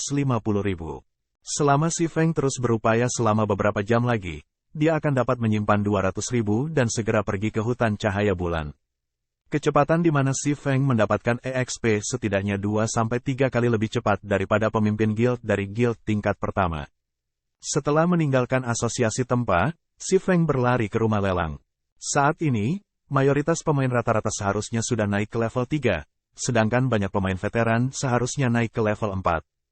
Hanya pemain ahli yang akan mendekati level 5. Lagi pula, banyak pengalaman yang diperlukan untuk naik dari level 4 ke level 5. Jumlah yang dibutuhkan setidaknya 3 hingga 4 kali jumlah yang dibutuhkan untuk naik dari level 3 ke level 4. Saat ini adalah waktu yang tepat bagi Si Feng untuk menjual peralatan perunggu level 3. Berbagai guild juga seharusnya mengumpulkan cukup banyak kekayaan setelah lebih dari 10 jam berlalu, jadi itu adalah peluang bagus bagi Si Feng untuk membuat tangkapan besar. Jika periode waktu lain berlalu, harga peralatan kemungkinan besar akan sangat berkurang. Setelah tiba di rumah lelang, Si Feng memperhatikan bahwa jumlah pemain logistik yang ada berkurang secara signifikan. Sepertinya mereka tidak lagi antusias terhadap Garrison Armor seperti sebelumnya. Rekan saudara, mengapa tiba-tiba ada begitu sedikit orang di rumah lelang? Si Feng berjalan di belakang pemain logistik, bertanya. Pemain logistik jangkung dan berkacamata itu sedikit terkejut, menjelaskan, apakah lu telah membunuh monster di luar kota selama ini? Lu bahkan tidak tahu tentang masalah sebesar ini. Ya, gue baru saja kembali setelah mendapat uang dari membunuh monster dan menjual bahan. Bukankah Garrison Armor itu sangat populer? Gue juga ingin membeli sepotong, Si Feng mengangguk. Tidak heran lu tidak tahu tentang itu. 3 jam yang lalu, seorang pemain bernama Hammer Trading telah menjual banyak peralatan armor perunggu tingkat 3. Meskipun atribut di atasnya sedikit lebih lemah dari Garrison Armor, harganya sangat rendah, hanya berharga 4 koin perak. Selain itu, pemain itu bahkan mengumumkan bahwa akan ada diskon jika lu menghubunginya dan memesan secara massal. Tentu saja, berbagai geng semua menghubunginya dan memesan. Peralatan itu sekarang sangat populer, jadi siapa yang akan tetap di sini dan memperhatikan Garrison Armor? Babak 57 Perdagangan Palu. Perdagangan Palu? Si Feng ingin mengkonfirmasi sekali lagi. Benar, dia bahkan memposting utas di forum-forum yang mengkritik pemalsu yang telah membuat Garrison Armor. Saat ini, utas telah menerima lebih dari 7 juta klik. Dengan itu, pria itu dengan cepat menjadi orang terkenal di kota Sungai Putih. Gue mendengar banyak persekutuan besar telah mengirimkan cabang zaitun kepadanya, mencoba merekrutnya dengan harga tinggi. Pemain logistik itu memiliki wajah yang penuh dengki ketika dia berbicara. Dia tidak bisa membantu tetapi berharap dia bisa berubah menjadi Hammer Trading.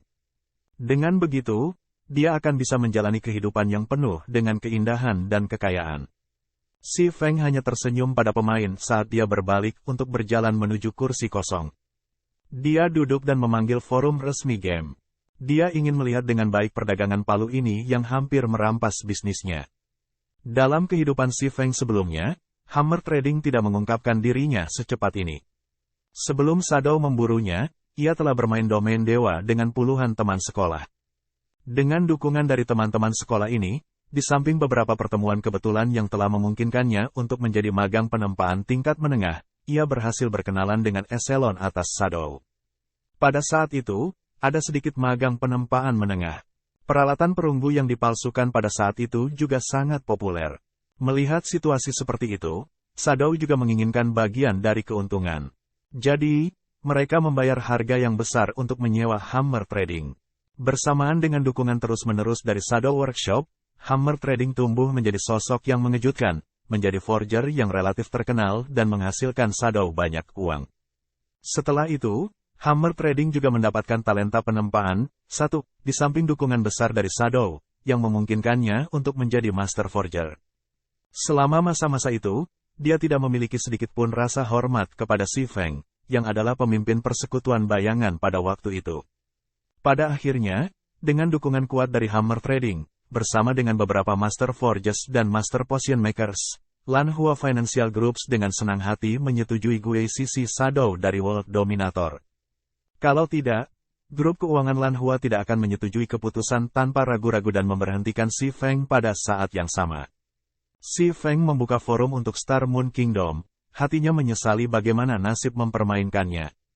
Dalam kehidupan ini, tepat ketika Garrison Armor mulai menjual seperti kue panas, Hammer Trading tampaknya memutuskan jalannya menuju kekayaan. Si Feng tidak bisa membantu tetapi mengakui bahwa dia dan Hammer Trading adalah saingan dalam hidup. Si Feng mencuri forging talent dari Hammer Trading, sedangkan Hammer Trading berbalik untuk memutuskan jalan menuju kekayaan. Menjelajahi forum Star Moon Kingdom, Si Feng dengan cepat menemukan utas bertanda merah, diposisikan di bagian atas forum. Menjunjung tinggi keadilan dimulai dari kami, kita benar-benar tidak bisa membiarkan pemalsu berambut hitam ini melakukan apa yang dia mau. Gue seorang pemalsu dengan hati yang baik. Kata-kata merah besar dan cerah ini menyebabkan alis Si Feng mengerut. Masalah apa yang sedang dia coba sebabkan di sini? Jumlah klik melebihi 10 juta. Karena penasaran, Si Feng telah membuka utas. Si Feng memandang kutukan yang ditulis dengan fasih yang memiliki lebih dari 10.000 kata. Artikel itu secara tepat menyebutkan bahwa biaya pembuatan sepotong peralatan perunggu bahkan tidak melebihi 1 koin perak. Namun, Si Feng yang berambut hitam menjual peralatannya hingga 30 koin perak. Dia merobek pemain lain. Karena itu, Hammer Trading ingin menentang Si Feng. Dia bahkan bersedia untuk menjual peralatan perunggu level 3 tanpa batas.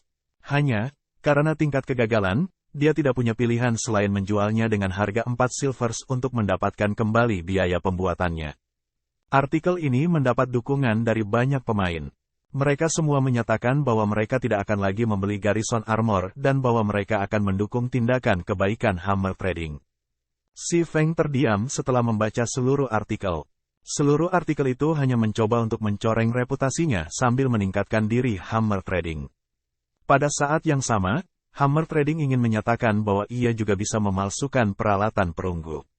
Dia jelas mencoba menggunakan Si Feng sebagai batu loncatan untuk meningkatkan nilai dan ketenarannya sendiri. Dia ingin membiarkan banyak persekutuan besar memperluas cabang zaitun padanya, dan pada gilirannya, meningkatkan nilainya sendiri. Namun, Si Feng harus mengakui bahwa perdagangan palu telah berhasil. Ketenarannya tidak hanya meningkat dalam ledakan, tetapi banyak guild kelas 2 juga mengiriminya undangan. Bahkan ada beberapa guild kelas 1 yang bersedia membahas masalah kerjasama dengan Hammer Trading. Sial, tidak hanya dia memutuskan jalanku menuju kekayaan, dia masih ingin menggunakan gue sebagai batu loncatan. Si Feng tidak bisa lagi menahan amarah seumur hidupnya. Dia ingin mengajar Hammer Trading dengan benar. Apakah dia pikir dia hebat karena menjual peralatan perunggu level 3 tanpa batas? Si Feng tidak ingin memiliki hubungan dengan Hammer Trading jika dia tidak mencoba menggunakan Si Feng sebagai batu loncatan. Namun, sekarang dia telah memprovokasi Si Feng, dia harus siap membayar harga yang sesuai. Si Feng merasa itu hanya lucu ketika dia melihat pernyataan dan angka yang diberikan oleh Hammer Trading. Basic Forging Apprentices hanya memiliki tingkat kesuksesan 5% ketika menempa sepotong peralatan perunggu level 3. Namun, melihat angka-angka yang diberikan oleh Hammer Trading, dapat dilihat bahwa ia tidak hanya memiliki desain tempa untuk sepotong peralatan perunggu. Dia pasti juga mendapatkan item yang meningkatkan tingkat keberhasilan untuk menempa. Selain menggunakan ruang penempaan menengah, tingkat keberhasilannya harus sekitar 20%. Itu sebabnya dia berani mengatakan omong kosong dan mengeluarkan beberapa peralatan untuk dilelang untuk membuktikan kata-katanya. Namun, menurut perkiraan Si Feng, untuk meningkatkan reputasinya, Hammer Trading mengalami kerugian 1 koin perak untuk setiap bagian peralatan perunggu yang dijualnya. Meskipun Si Feng tidak tahu berapa banyak dana yang dimiliki Hammer Trading, dia masih 10 tahun terlalu dini untuk bersaing dengan Si Feng. Jual dengan 4 koin perak, kan? Si Feng akan menjual peralatannya di 4 koin perak juga. Dia memiliki batu bertuah dan buku penempaan, jadi biaya awalnya hanya sedikit lebih dari 10 koper. Termasuk tingkat kesuksesannya yang menakutkan, Si Feng berharap untuk melihat siapa yang tertawa terakhir. Tanpa menahan apapun, Si Feng segera memposting utas di forum secara anonim. Artikel itu berjudul Plat Armor Berkualitas Tinggi yang Mengejutkan di Rumah Lelang. Setelah itu, dia memanggil antarmuka untuk rumah lelang, menempatkan 20 lembar chest plate Glimmer terburuk di lelang. Kekuatan penyembuhan pada piringan dada Glimmer memiliki efek yang luar biasa pada MTS ketika berada di dalam dungeon. Itu bahkan lebih baik jika dibandingkan dengan Garrison Armor. Jika dibandingkan dengan Savage Chestplate Hammer Trading, itu lebih dari 2 kali lebih baik. Pemain secara alami akan tahu peralatan mana yang harus dipilih ketika mereka melihat Glimmer Chestplate. Hammer Trading, apakah lu tidak ingin menjadi terkenal? Gue akan membiarkan lu menjadi sangat terkenal. Gue akan mengubah lu menjadi seorang selebriti. Si Feng mengungkapkan seringai dingin saat dia menutup antarmuka. Dia berbalik dan meninggalkan rumah lelang, mendirikan sebuah kios di luar untuk membeli seton dan Hearthstone. 2 menit setelah Si Feng memposting utangnya, beberapa pemain memperhatikan post Si Feng. Rata-rata pemain masih sangat memperhatikan peralatan berkualitas tinggi. Saat ini, pemain rata-rata bahkan tidak memiliki sepotong peralatan perunggu. Belum lagi peralatan berkualitas tinggi. Jadi, secara alami, mereka ingin melihat sekilas. Saat para pemain ini tiba di rumah lelang, mereka tercengang dengan apa yang mereka lihat. Atribut pada chestplate Glimmer terlalu bagus, terutama Healing Power. Itu pasti kemampuan yang paling dicintai untuk MT ketika di dalam dungeon. Setelah mereka selesai melihat atribut, para pemain memilih untuk mencoba memakainya. Mereka melihat penampilan mereka sendiri saat memakai Glimmer Chestplate. Rampingkan jamur, sosok gagah, dan bahkan pancaran samar keluar dari tubuh mereka. Ada juga nyala api hitam yang berkedip di P4U4 kiri mereka. Mereka tampak sangat luar biasa seolah-olah mereka telah menjadi pahlawan dari legenda saat mengenakan dada Glimmer, gagah dan kuat. Kemudian, mereka melihat harga jual. Ini sebenarnya hanya membutuhkan 4 koin perak. Para pemain ini tidak berani mempercayai mata mereka. Peralatan canggih semacam itu hanya dijual seharga 4 koin perak. Jika mereka tidak membelinya, mereka akan merugikan kehidupan mereka sendiri. Bahkan jika mereka tidak punya banyak uang untuk orang-orang mereka rela mengorbankan segala yang mereka miliki untuk membeli peti kemilau. Dalam 15 menit singkat, post Si Feng telah menjadi topik forum. Bahkan ada pemain yang memposting informasi dan penampilan Glimmer Chestplate, peralatan yang secara instan membangkitkan seru semua orang. Seat Warriors dan Guardian Knight tidak bisa membantu tetapi berharap mereka bisa mendapatkan peralatan kelas atas ini saat itu juga. Namun, ketika mereka ingin pergi ke rumah lelang dan membelinya, hanya ada 4 peralatan yang tersisa. Selain itu, setiap satu dari potongan-potongan itu memiliki harga mereka meminta hingga lebih dari 6 koin perak. 1 MT dari partai elit dengan enggan memilih untuk meminjam uang dari semua tempat. Pada akhirnya, ia berhasil memenangkan sepotong untuk 7 koin perak. Ketika Glimmer Chestplate tiba di tangannya, dia tidak lagi keberatan dengan uang yang harus dia bayar untuk itu. Dengan atribut dan penampilan gagah seperti itu, ia tidak akan kesulitan mendapatkan uang di masa depan. Berpikir sampai titik ini, senyum pada Seat Warrior ini menyebar luas. Catatan TL 1. Bakat tempa, ini merujuk pada jenius tempa yang disebutkan dalam bab 19. Bab 58 Persaingan Peralatan.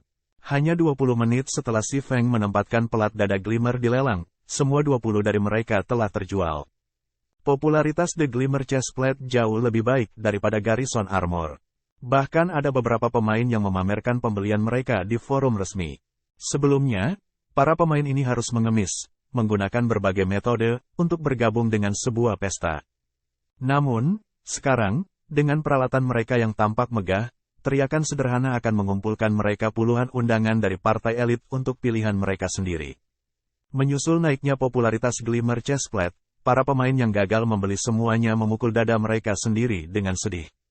Mereka membenci diri sendiri karena tidak meminjam uang untuk membeli peralatan karena, saat ini, tidak lagi dijual. Sementara itu, asosiasi tempa di Kota Pasir Emas dipenuhi orang. Aula luas itu sepenuhnya ditempati oleh pemain. Para pemain yang hadir adalah juru bicara berbagai guild. Mereka ada di sini hanya untuk satu tujuan, dan itu untuk mengundang Hammer Trading ke guild mereka. Di antara para guild yang hadir, ada beberapa yang sangat terkenal. Tidak ada kekurangan juru bicara untuk gubernur kelas 3. Jika itu pada masa-masa biasa, juru bicara ini akan bertindak bangga dan arogan. Mereka akan menggunakan sikap merendahkan ketika berhadapan dengan pemain lifestyle. Meski begitu, para pemain lifestyle ini akan tetap memperlakukan mereka dengan penuh hormat. Mereka bahkan akan meneteskan air mata emosi, menjanjikan kesetiaan mereka kepada persekutuan ketika mereka dengan cepat menandatangani kontrak, menjadi bagian dari persekutuan besar. Namun, tren permainan saat ini telah berubah. Para petinggi persekutuan sangat menekankan bahwa mereka, para juru bicara, pasti harus mengundang Hammer Trading. Kalau tidak, mereka bisa mulai mengemasi tas mereka. Karenanya mengapa juru bicara persekutuan ini seperti cucu yang taat, berdiri dan menunggu di aula untuk pemanggilan Hammer Trading. Di dalam kamar penempaan menengah di lantai 2. Brother Hammer, lu luar biasa, gue sangat mengagumimu sebelumnya. Para guild kelas 3 itu tidak akan merekrutmu apapun yang terjadi. Sekarang, mereka seperti cucu yang menunggu lu. Mereka tidak akan pergi bahkan jika lu mengusir mereka. Seorang ulama wanita seksi berusia pertengahan 20-an memeluk lengan Hammer Trading yang kuat, cekikikan dan berbicara dengan kagum. Dadanya yang melotot menggosok-gosok lengannya. Hammer Trading memiliki penampilan yang sangat brutal. Dia memiliki janggut tebal dan mata manik-manik.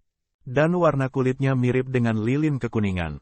Menilai dari penampilannya, dia terlihat berusia lebih dari 30 tahun. Namun, tidak ada yang bisa mengatakan bahwa Hammer Trading hanyalah seorang mahasiswa. Usianya baru sedikit di atas 20. Hahaha, ini hanya masalah kecil. Namun, gue benar-benar harus berterima kasih kepada orang bodoh yang membuka jalan untuk gue dan bahkan menyembunyikan namanya. Dia membuat semua persekutuan besar tahu pentingnya gue. Hammer Trading tertawa terbahak-bahak. Dia diam-diam memuji kecerdasan dan kebijaksanaannya sendiri karena mampu memikirkan rencana untuk memanfaatkan ketenaran pemalsu anonim itu. Itu memberinya keberuntungannya saat ini, menjadi idola setiap pemain. Tunggu sampai gue memasuki persekutuan kelas 1 dan naik ke eselon atas mereka. Ini akan sangat luar biasa. Saat ini, gue hanya menunjukkan sebagian kecil dari kehebatan gue. Biarkan para guild kelas 3 itu terus menunggu di luar. Gue bisa menggunakannya untuk meningkatkan nilai dan ketenaran gue sendiri. Bos, apa yang akan kita lakukan dengan semua perintah yang telah kita terima? Tanya seorang assassin. Hammer Trading memutar matanya ke arah assassin, berkata dengan jijik, siapa yang peduli tentang mereka? Gue kehilangan 2 koin perak per unit peralatan. Apakah mereka pikir gue menjalankan amal? Tujuan gue sudah terpenuhi. Gue hanya menunggu para guild kelas 1 untuk datang. Jangan repot-repot dengan pemain lain, katakan saja kepada mereka bahwa kami terlalu sibuk dan tidak punya waktu. Untuk menggunakan si Feng sebagai batu loncatan, Hammer Trading menggunakan semua koin perak milik teman sekelasnya. Dia juga menghabiskan banyak kredit untuk membeli banyak bahan dan koin perak. Namun, dia hanya membuat lebih dari 10 Savage Chestplate dari semua materi itu. Jadi, menjual masing-masing bagian maksimal 4 koin perak menyebabkan kerugian besar baginya. Namun, semua pengorbanannya tidak sia-sia. Selama dia direkrut oleh guild kelas 1, dia bisa mendapatkan bahan sebanyak yang dia inginkan, gaji besar, dan bahkan barisan pemain wanita yang menginginkan perhatiannya. Hammer Trading merasa segar kembali hanya dari memikirkan semua manfaat ini. Tiba-tiba, Berserker memasuki ruang tempa dengan ekspresi panik. Apa yang terjadi, Hadron? Melihat lu sedang terburu-buru, sudahkah eselon atas dari guild kelas 1 tiba? Tanya Hammer Trading dengan menggoda. Masalah besar, banyak peralatan tingkat atas tiba-tiba muncul di rumah lelang. Ekspresi Hammer Trading membeku ketika mendengar kata-kata Hadron. Dia hanya berhasil menarik perhatian persekutuan kelas 1 setelah banyak kesulitan. Namun, sekarang, pemalsu anonim itu mencuri angin. Jika dia tidak mencurinya kembali, para guild kelas 1 kemungkinan besar akan melupakannya. Dia punya keberanian untuk mencuri angin dan posisiku. Jangan salahkan gue karena tidak sopan. Membuat peralatan tingkat atas semacam itu memiliki biaya tinggi dan tingkat keberhasilan yang rendah. Jika lu menjualnya dengan 4 koin perak, maka gue akan menjualnya dengan 3 koin perak. Gue ingin tahu seberapa besar kerugian yang bisa lu tanggung. Hammer Trading tiba-tiba berdiri. Dia ingin memberitahu si Feng bahwa dia pasti tidak akan membiarkan posisi ketua forger dan kebahagiaan masa depannya, pergi. Dia sudah kehilangan 2 koin perak karena membuat Savage Chestplate yang memiliki atribut lebih rendah. Kemudian, Si Feng setidaknya akan kehilangan 4 hingga 5 koin perak karena menjual setiap bagian dari peralatan tingkat atas di 4 koin perak. Mungkin bahkan lebih. Hammer Trading percaya dia bisa bertahan lebih lama dari Si Feng. Tapi, bos, kami tidak memiliki banyak koin perak yang tersisa. Paling-paling, kita mampu memalsukan 10 chestplate Savage lagi, kata Hedron dengan khawatir. Apa yang harus ditakuti? Gue masih punya dana. Terburuk menjadi terburuk. Gue akan menghabiskan beberapa kredit lagi untuk membeli bahan dan koin perak. Gue percaya gue bisa menyingkirkan bajingan kecil itu. Untuk setiap peralatan yang dijual bajingan kecil, dia kehilangan setidaknya 2 atau 3 dari kami. Kenapa kita harus takut? Hammer Trading dengan percaya diri bertanya. Dia meyakinkan dirinya sendiri bahwa Si Feng juga berusaha menarik perhatian persatuan kelas 1 dengan melakukan bisnis yang merugi seperti itu. Namun, dia pasti akan menjadi juara akhir. 1 jam kemudian, beberapa plat chest Savage tambahan muncul di rumah lelang kota White River. Harga jual minimum mereka masing-masing adalah 3 koin perak. Pada saat yang sama, sebuah posting baru muncul di forum resmi game.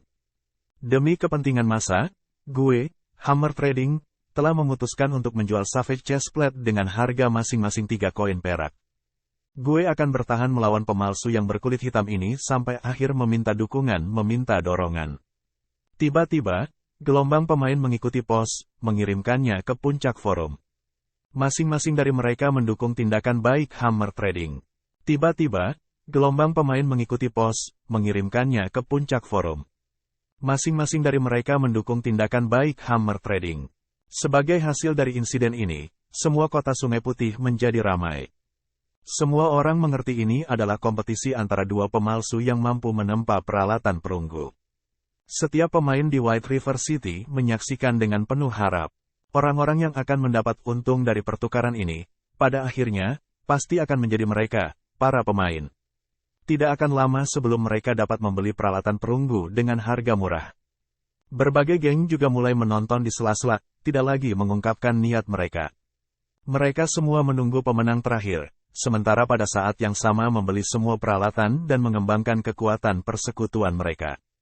Namun, Si Feng sendiri tidak tahu masalah ini.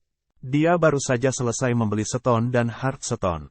Tepat setelah memasuki rumah lelang, ia menemukan bahwa jumlah pemain di sana sekali lagi meningkat. Baru saat itulah dia mengetahui tentang kejadian ini. Kamu berharap untuk berkelahi? Si Feng samar-samar tersenyum. Kalau begitu, ayo. Dia memanggil antarmuka kontrol rumah lelang, menempatkan semua peti kemilau miliknya di lelang. Dia menugaskan 20 keping untuk dijual setiap jam, menjual total 120 keping peti glimmer. Angka seperti itu jelas cukup untuk menyiksa Hammer Trading. Setelah itu, Si Feng menggunakan uang yang diperoleh dari menjual chestplate glimmer untuk membeli Hearthstone dan set kartu. Setelah membeli semua barang ini, Si Feng tiba-tiba menemukan bahwa ia masih memiliki sedikit lebih dari 1 koin emas. Dari waktu ke waktu, Si Feng akan menerima pemberitahuan dari sistem.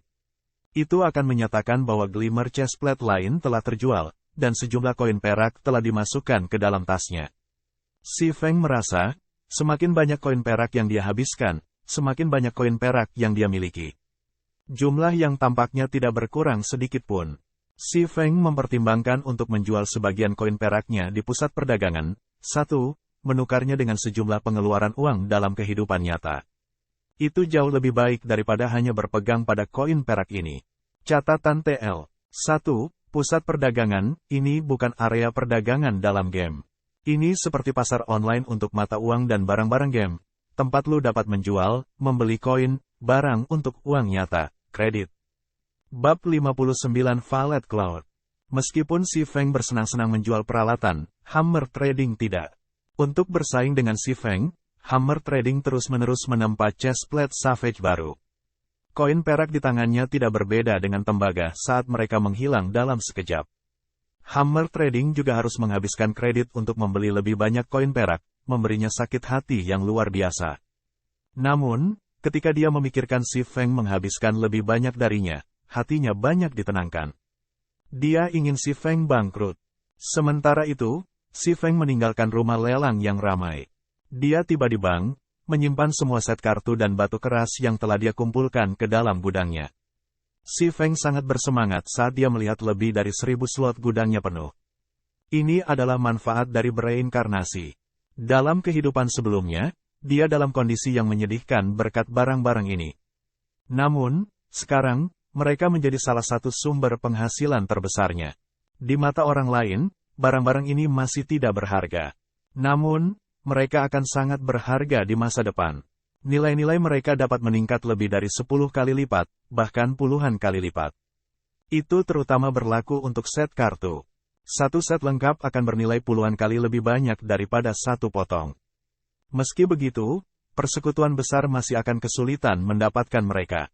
Setelah selesai menyimpan barang, si Feng melakukan perjalanan ke toko kelontong. Dia membeli 5 tumpukan white paper dan 1 tumpukan pena dan tinta. Kedua barang ini dapat dibeli dengan harga yang sangat murah di grocery store.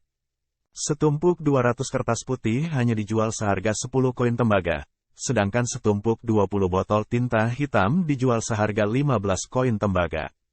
Pen feather terbaik juga hanya dijual seharga 20 tembaga. Meski begitu, pembelian kasual si Feng jauh melebihi pendapatan harian rata-rata pemain. Seorang pemain rata-rata pasti tidak dapat menghabiskan uang sedemikian rupa. Namun, bagi si Feng, koin tembaga ini tidak lagi dapat dianggap uang. Selain itu, semua barang ini diperlukan untuk membuat desain tempa.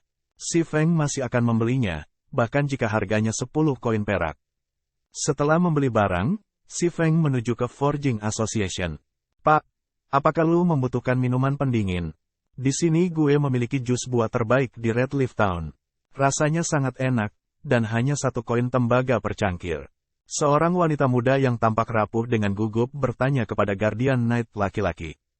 Gadis itu memegang keranjang kecil. Matanya yang seperti boneka membawa serta harapan yang sungguh-sungguh ketika dia memandang pria itu.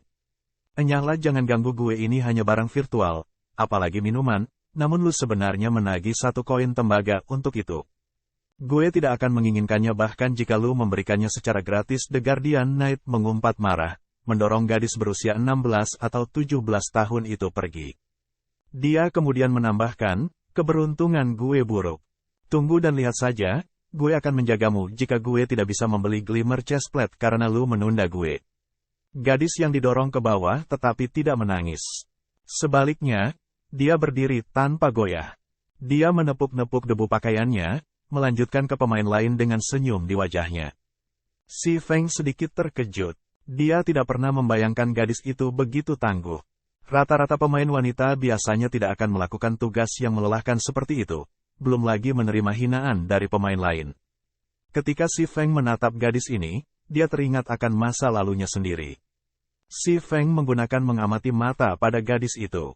Violet Cloud, Cleric level 1. Hati si Feng sedikit menegang ketika dia melihat nama ini.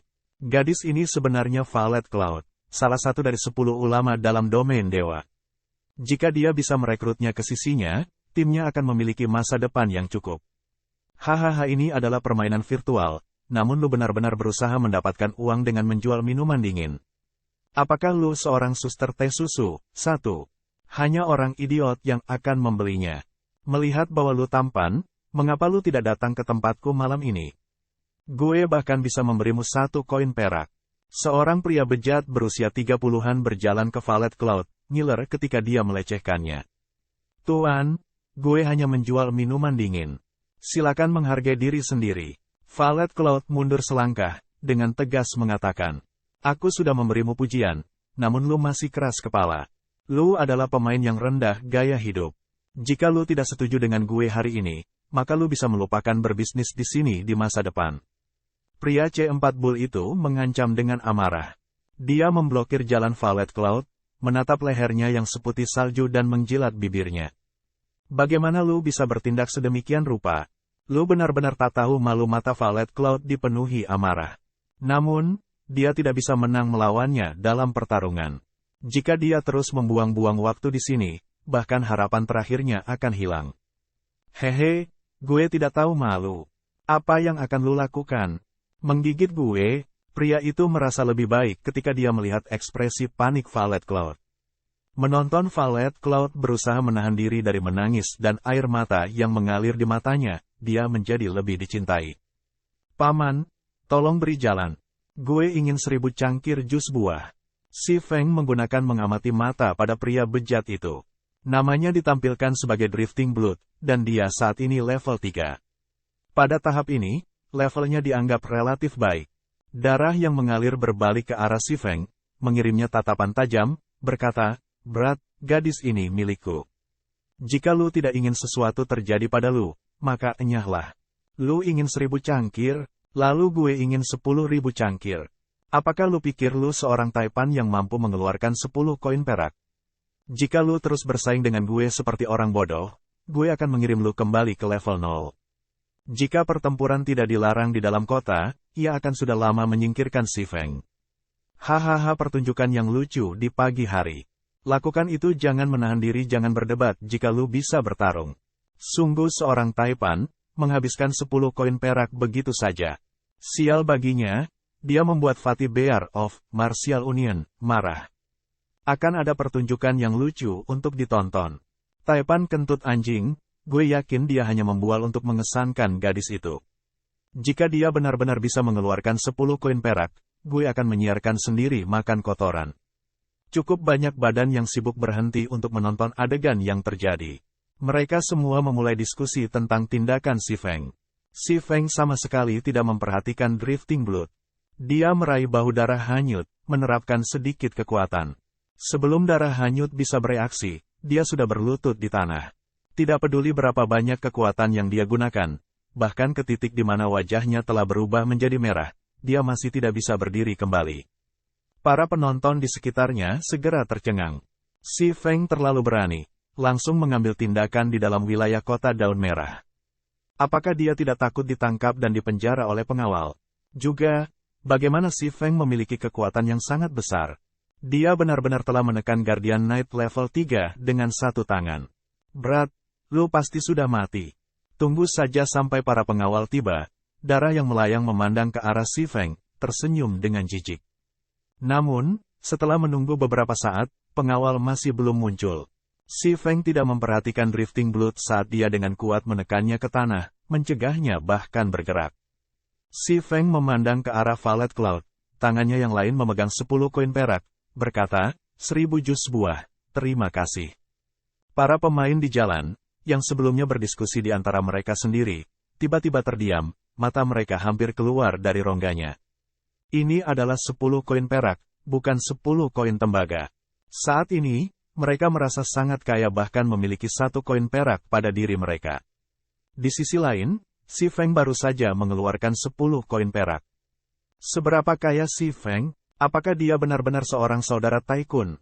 Violet Cloud menggosok matanya. Dia melihat 10 koin di tangan si Feng yang memancarkan cahaya keperakan, ekspresinya dipenuhi dengan kejutan yang tak tertandingi.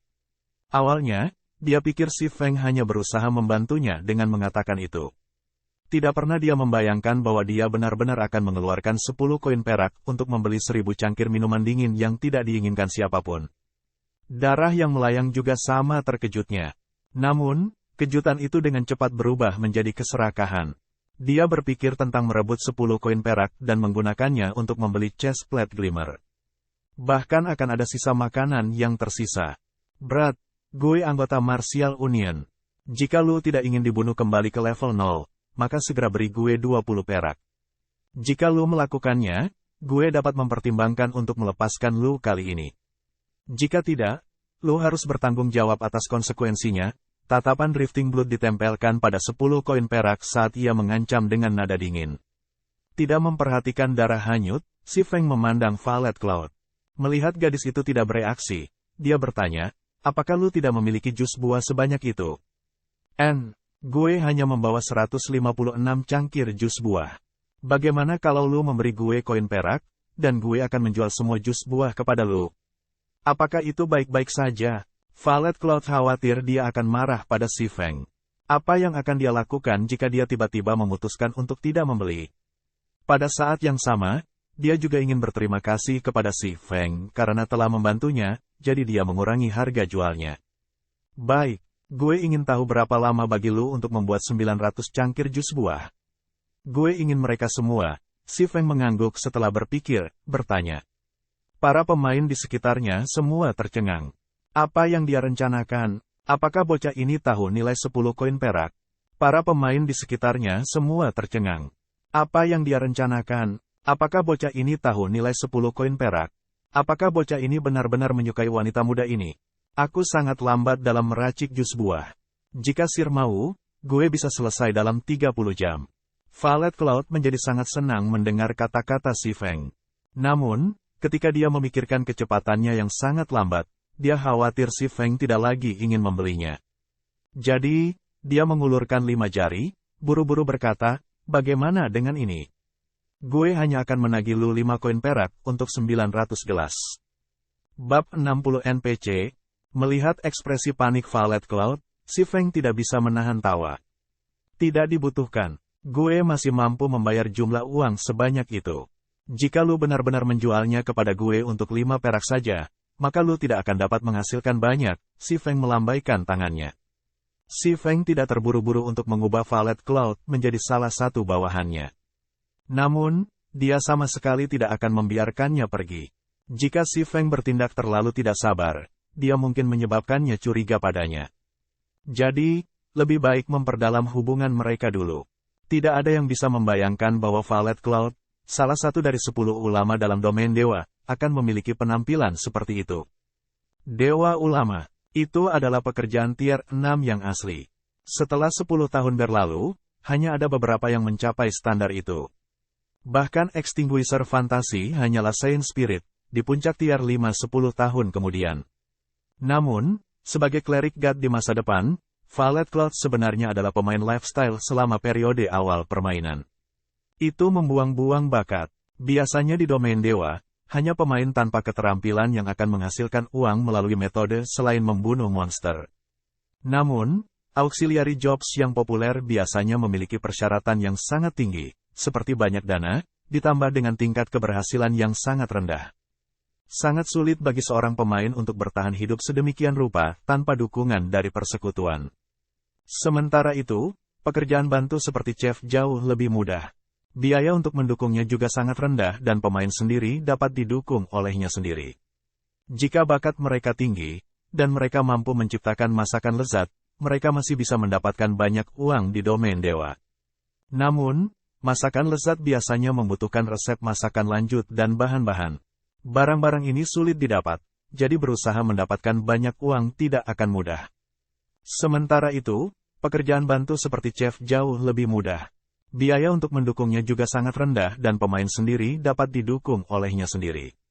Jika bakat mereka tinggi, dan mereka mampu menciptakan masakan lezat, mereka masih bisa mendapatkan banyak uang di domain dewa. Namun, masakan lezat biasanya membutuhkan resep masakan lanjut dan bahan-bahan. Barang-barang ini sulit didapat, jadi berusaha mendapatkan banyak uang tidak akan mudah. Sangat sulit untuk membayangkan bahwa Dewa Kiai akan menjadi wanita muda yang canggung. Dia ingat bahwa Violet Cloud adalah salah satu anggota Ouroboros selama 3 tahun pertamanya di domain dewa. Ketika Dewi Salju meninggalkan Ouroboros, Violet Cloud juga meninggalkan persekutuan. Sejak saat itu, dia hanya pemain solo. Ketika dia menjadi ulama hebat tingkat 4, banyak guild kelas 1 mencoba merekrutnya dengan harga yang sangat tinggi. Ouroboros juga mencoba berkali-kali untuk mengundangnya kembali. Sayangnya, Violet Cloud tidak memperhatikan salah satu dari mereka. Tindakannya sangat membuat geram para guild kelas 1 itu. Karena mereka tidak dapat memperolehnya, mereka akan menghancurkannya. Karenanya, mereka mengirim banyak ahli untuk membunuh Violet Cloud. Sayangnya, Violet Cloud tidak hanya dihancurkan, tetapi malah menjadi lebih kuat. Dia membantai para pemain yang dikirim oleh geng ini, memberi mereka kekalahan telak. Tidak lama kemudian, dia melanjutkan pekerjaannya ke tingkat 5, menjadi Brilliant Cleric Saint. Ini menyebabkan para guild kelas 1 itu menjadi lebih tidak berdaya lagi. Pada akhirnya, Violet Cloud menjadi dewa ulama tingkat 6. Pada saat itu, dia mencari semua persekutuan kelas 1 untuk membalas dendam. Persekutuan ini hanya bisa membayar harga darah untuk memadamkan masalah ini. Sejak saat itu, Violet Cloud menjadi salah satu dari 10 dewa ulama terbaik di seluruh dunia. Insiden ini menyebabkan eselon atas Ouroboros sangat menyesal tidak memintanya untuk tinggal bertahun-tahun yang lalu. Sebagai hasil dari insiden ini, semua orang mengolok-olok ketidakmampuan eselon atas Ouroboros. Alih-alih memanfaatkan mereka yang berpotensi, mereka hanya menggunakan bootlicker yang mereka sukai. Pada akhirnya, mereka telah melewatkan kesempatan untuk menjadi super guild. Namun, Si Feng tidak bisa menemukan lencana persekutuan pada orang Violet Cloud sekarang. Selain penampilan Violet Cloud saat ini, Si Feng bisa menebak Violet Cloud pasti telah ditemukan oleh Dewi Salju nanti. Yang pada gilirannya mengakibatkan Violet Cloud merasa berhutang budi kepada Dewi Salju. Karena itu, Violet Cloud meninggalkan Ouroboros ketika Dewi Salju berhenti memainkan domain dewa. Sementara itu, Violet Cloud saat ini belum bertemu dengan Dewi Salju. Itu adalah kesempatan sempurna bagi Si Feng untuk merekrutnya. Bahkan jika Violet Cloud tidak terampil sekarang, dia memiliki potensi untuk menjadi dewa ulama. Selama dia dipupuk dengan benar, dia pasti akan bisa menjadi dewa ulama di masa depan. Violet Cloud bukan orang bodoh. Ketika dia mendengar Si Feng berkata demikian, dia menatap Si Feng dengan panik, kedua tangannya menutupi dadanya yang kurang berkembang saat dia mundur selangkah. Tuan, selain menjual jus buah, gue tidak akan menjual apapun.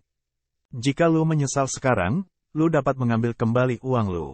Violet Cloud menyerahkan koin perak yang baru saja diterimanya. Namun, matanya masih membawa sedikit keengganan seperti yang dia lakukan. Pada saat dia putus asa, seseorang tiba-tiba muncul, mengatakan bahwa dia ingin membeli 1000 cangkir jus buah. Apalagi, dia bahkan rela menunggu selama 30 jam tanpa mengurangi gajinya. Dia tidak akan percaya Si Feng tidak memiliki motif tersembunyi, bahkan jika dia dipukuli sampai mati. Lupakan Violet Cloud, bahkan para pemain di sekitarnya tidak akan mempercayainya. Jika Si Feng tidak memiliki motif tersembunyi, mengapa dia menyelamatkannya? Dia bahkan menghabiskan 10 koin perak untuk membeli minuman yang tidak diinginkan itu. Si Feng memandang ekspresi dan tindakan Violet Cloud yang waspada.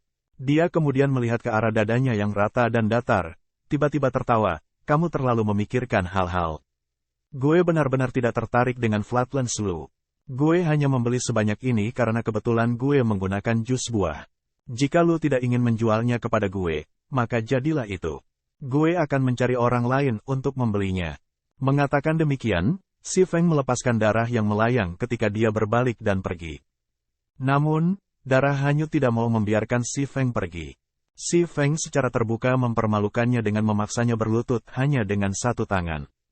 Terlebih lagi, kapan Martial Union takut terhadap siapapun? Karena pengawal tampaknya tidak memperhatikan, akan sangat mudah untuk menyingkirkan Si Feng. Berpikir demikian, darah hanyut mengeluarkan senjata dan menggunakan cas pada Si Feng. Dengan panca indera sensitifnya, Si Feng secara alami tahu tindakan Drifting Blood. Si Feng berbalik untuk menghadapnya, mengeluarkan blade abyssal dan menggunakan pari. Pedang besar Drifting Blood meretas pedang Si Feng. Alih-alih menyakiti Si Feng, darah hanyut dipukul mundur 3 meter. Daya tahan pedang besar di tangannya langsung berkurang 2 poin, dan dia menatap Si Feng dengan kaget. Dia tidak mengerti bagaimana orang seperti Si Feng akan memiliki kekuatan sebesar itu. Si Feng seperti binatang buas di kulit manusia. Para pemain di sekitarnya juga sama terkejutnya. Drifting Blood adalah berserker, jadi dia pasti telah menambahkan banyak poin strength. Dia juga di level 3, mirip dengan Si Feng, jadi bagaimana mungkin jarak di antara mereka begitu besar. Namun para pemain ini tidak tahu bahwa ini masih hanya setengah dari kekuatan sebenarnya Si Feng. Bagaimanapun, Si Feng bisa mendapatkan 6 poin atribut gratis untuk setiap kenaikan ke levelnya. Itu 1,5 kali dari rata-rata pemain. Belum lagi tubuh Si Feng dilindungi oleh peralatan perunggu dan misterius besi. Bahkan ada senjata sihir yang kuat. Bahkan dengan hanya setengah dari aspek-aspek ini, kekuatan Si Feng jauh melebihi pemain rata-rata. Jika kekuatan Si Feng belum berkurang setengahnya, hanya dengan mengaktifkan kekuatan dasar tersembunyi kekuatan dan kekuatan yang disediakan oleh senjata sihir, Si Feng bisa menghancurkan pedang besar dasar itu tanpa masalah. Berat. Lu mencari mati, lihat bagaimana gue akan menjagamu mengalir darah secara alami, tidak akan percaya bahwa Si Feng adalah lawannya. Dia segera berdiri kembali, mengangkat pedang besarnya saat dia melihat Si Feng. Idiot. Si Feng menyarungkan Abyssal Blade, setelah benar-benar kehilangan minat pada Drifting Blood. Menyaksikan Si Feng menyimpan senjatanya, darah yang melayang mengira Si Feng menjadi takut dan ingin memohon belas kasihan. Namun, dia tidak akan memaafkan Si Feng. Drifting Blood semakin meningkatkan kekuatan di tangannya. Sama seperti darah hanyut akan menebas Si Feng, dia segera dikirim ke keadaan pingsan. Sebelum darah hanyut bisa berbalik dan mengutuk bajingan yang menyerangnya, dia tiba-tiba menemukan 6 pengawal lapis baja putih keperakan berdiri di depannya. Tanpa mengatakan apa-apa lagi, para pengawal menempatkan darah terbelenggu dalam belenggu. Kamu telah melanggar undang-undang kota, lakukan perjalanan bersama kami. Perlawanan apapun dan lu akan dibunuh tanpa pertimbangan. Kedua pengawal itu mengambil darah yang hanyut dari kedua sisi, berbalik dan menyeretnya pergi. Sial! Lu salah orang, gue hanya warga biasa, bajingan itulah yang menyerang gue lebih dulu, kalian harus menangkapnya. Darah yang mengalir terus-menerus menunjuk ke Si Feng, meneriakkan ketidakadilan dalam kemarahan. Namun, para pengawal tidak memperhatikan teriakannya, segera membawanya pergi. Semua orang juga kaget. Mengapa pengawal hanya muncul sekarang? Selain itu, mereka bahkan menangkap orang yang salah. Situasi macam apa ini, tepatnya? Mungkinkah Si Feng benar-benar menjadi NPC, bagian dari kaum bangsawan? Hanya bangsawan yang akan memiliki otoritas seperti itu. Di sampingnya, Violet Cloud memiliki ekspresi kosong di wajahnya, tidak dapat memahami situasinya. Mengapa pengawal tidak menangkap Si Feng? Sebagai gantinya, mereka menangkap darah yang hanyut. Apakah Si Feng benar-benar seorang NPC yang mulia? Mata Violet Cloud dipenuhi dengan keengganan saat dia melihat Si Feng pergi. Dia menggigit bibir kemerahannya, tangannya yang halus mencengkeram ujung kemejanya. Tentu saja, dia tidak bereaksi karena betapa tampan Si Feng, tetapi sebaliknya, dia benar-benar membutuhkan uang. 10 hitungan perak itu terlalu penting baginya.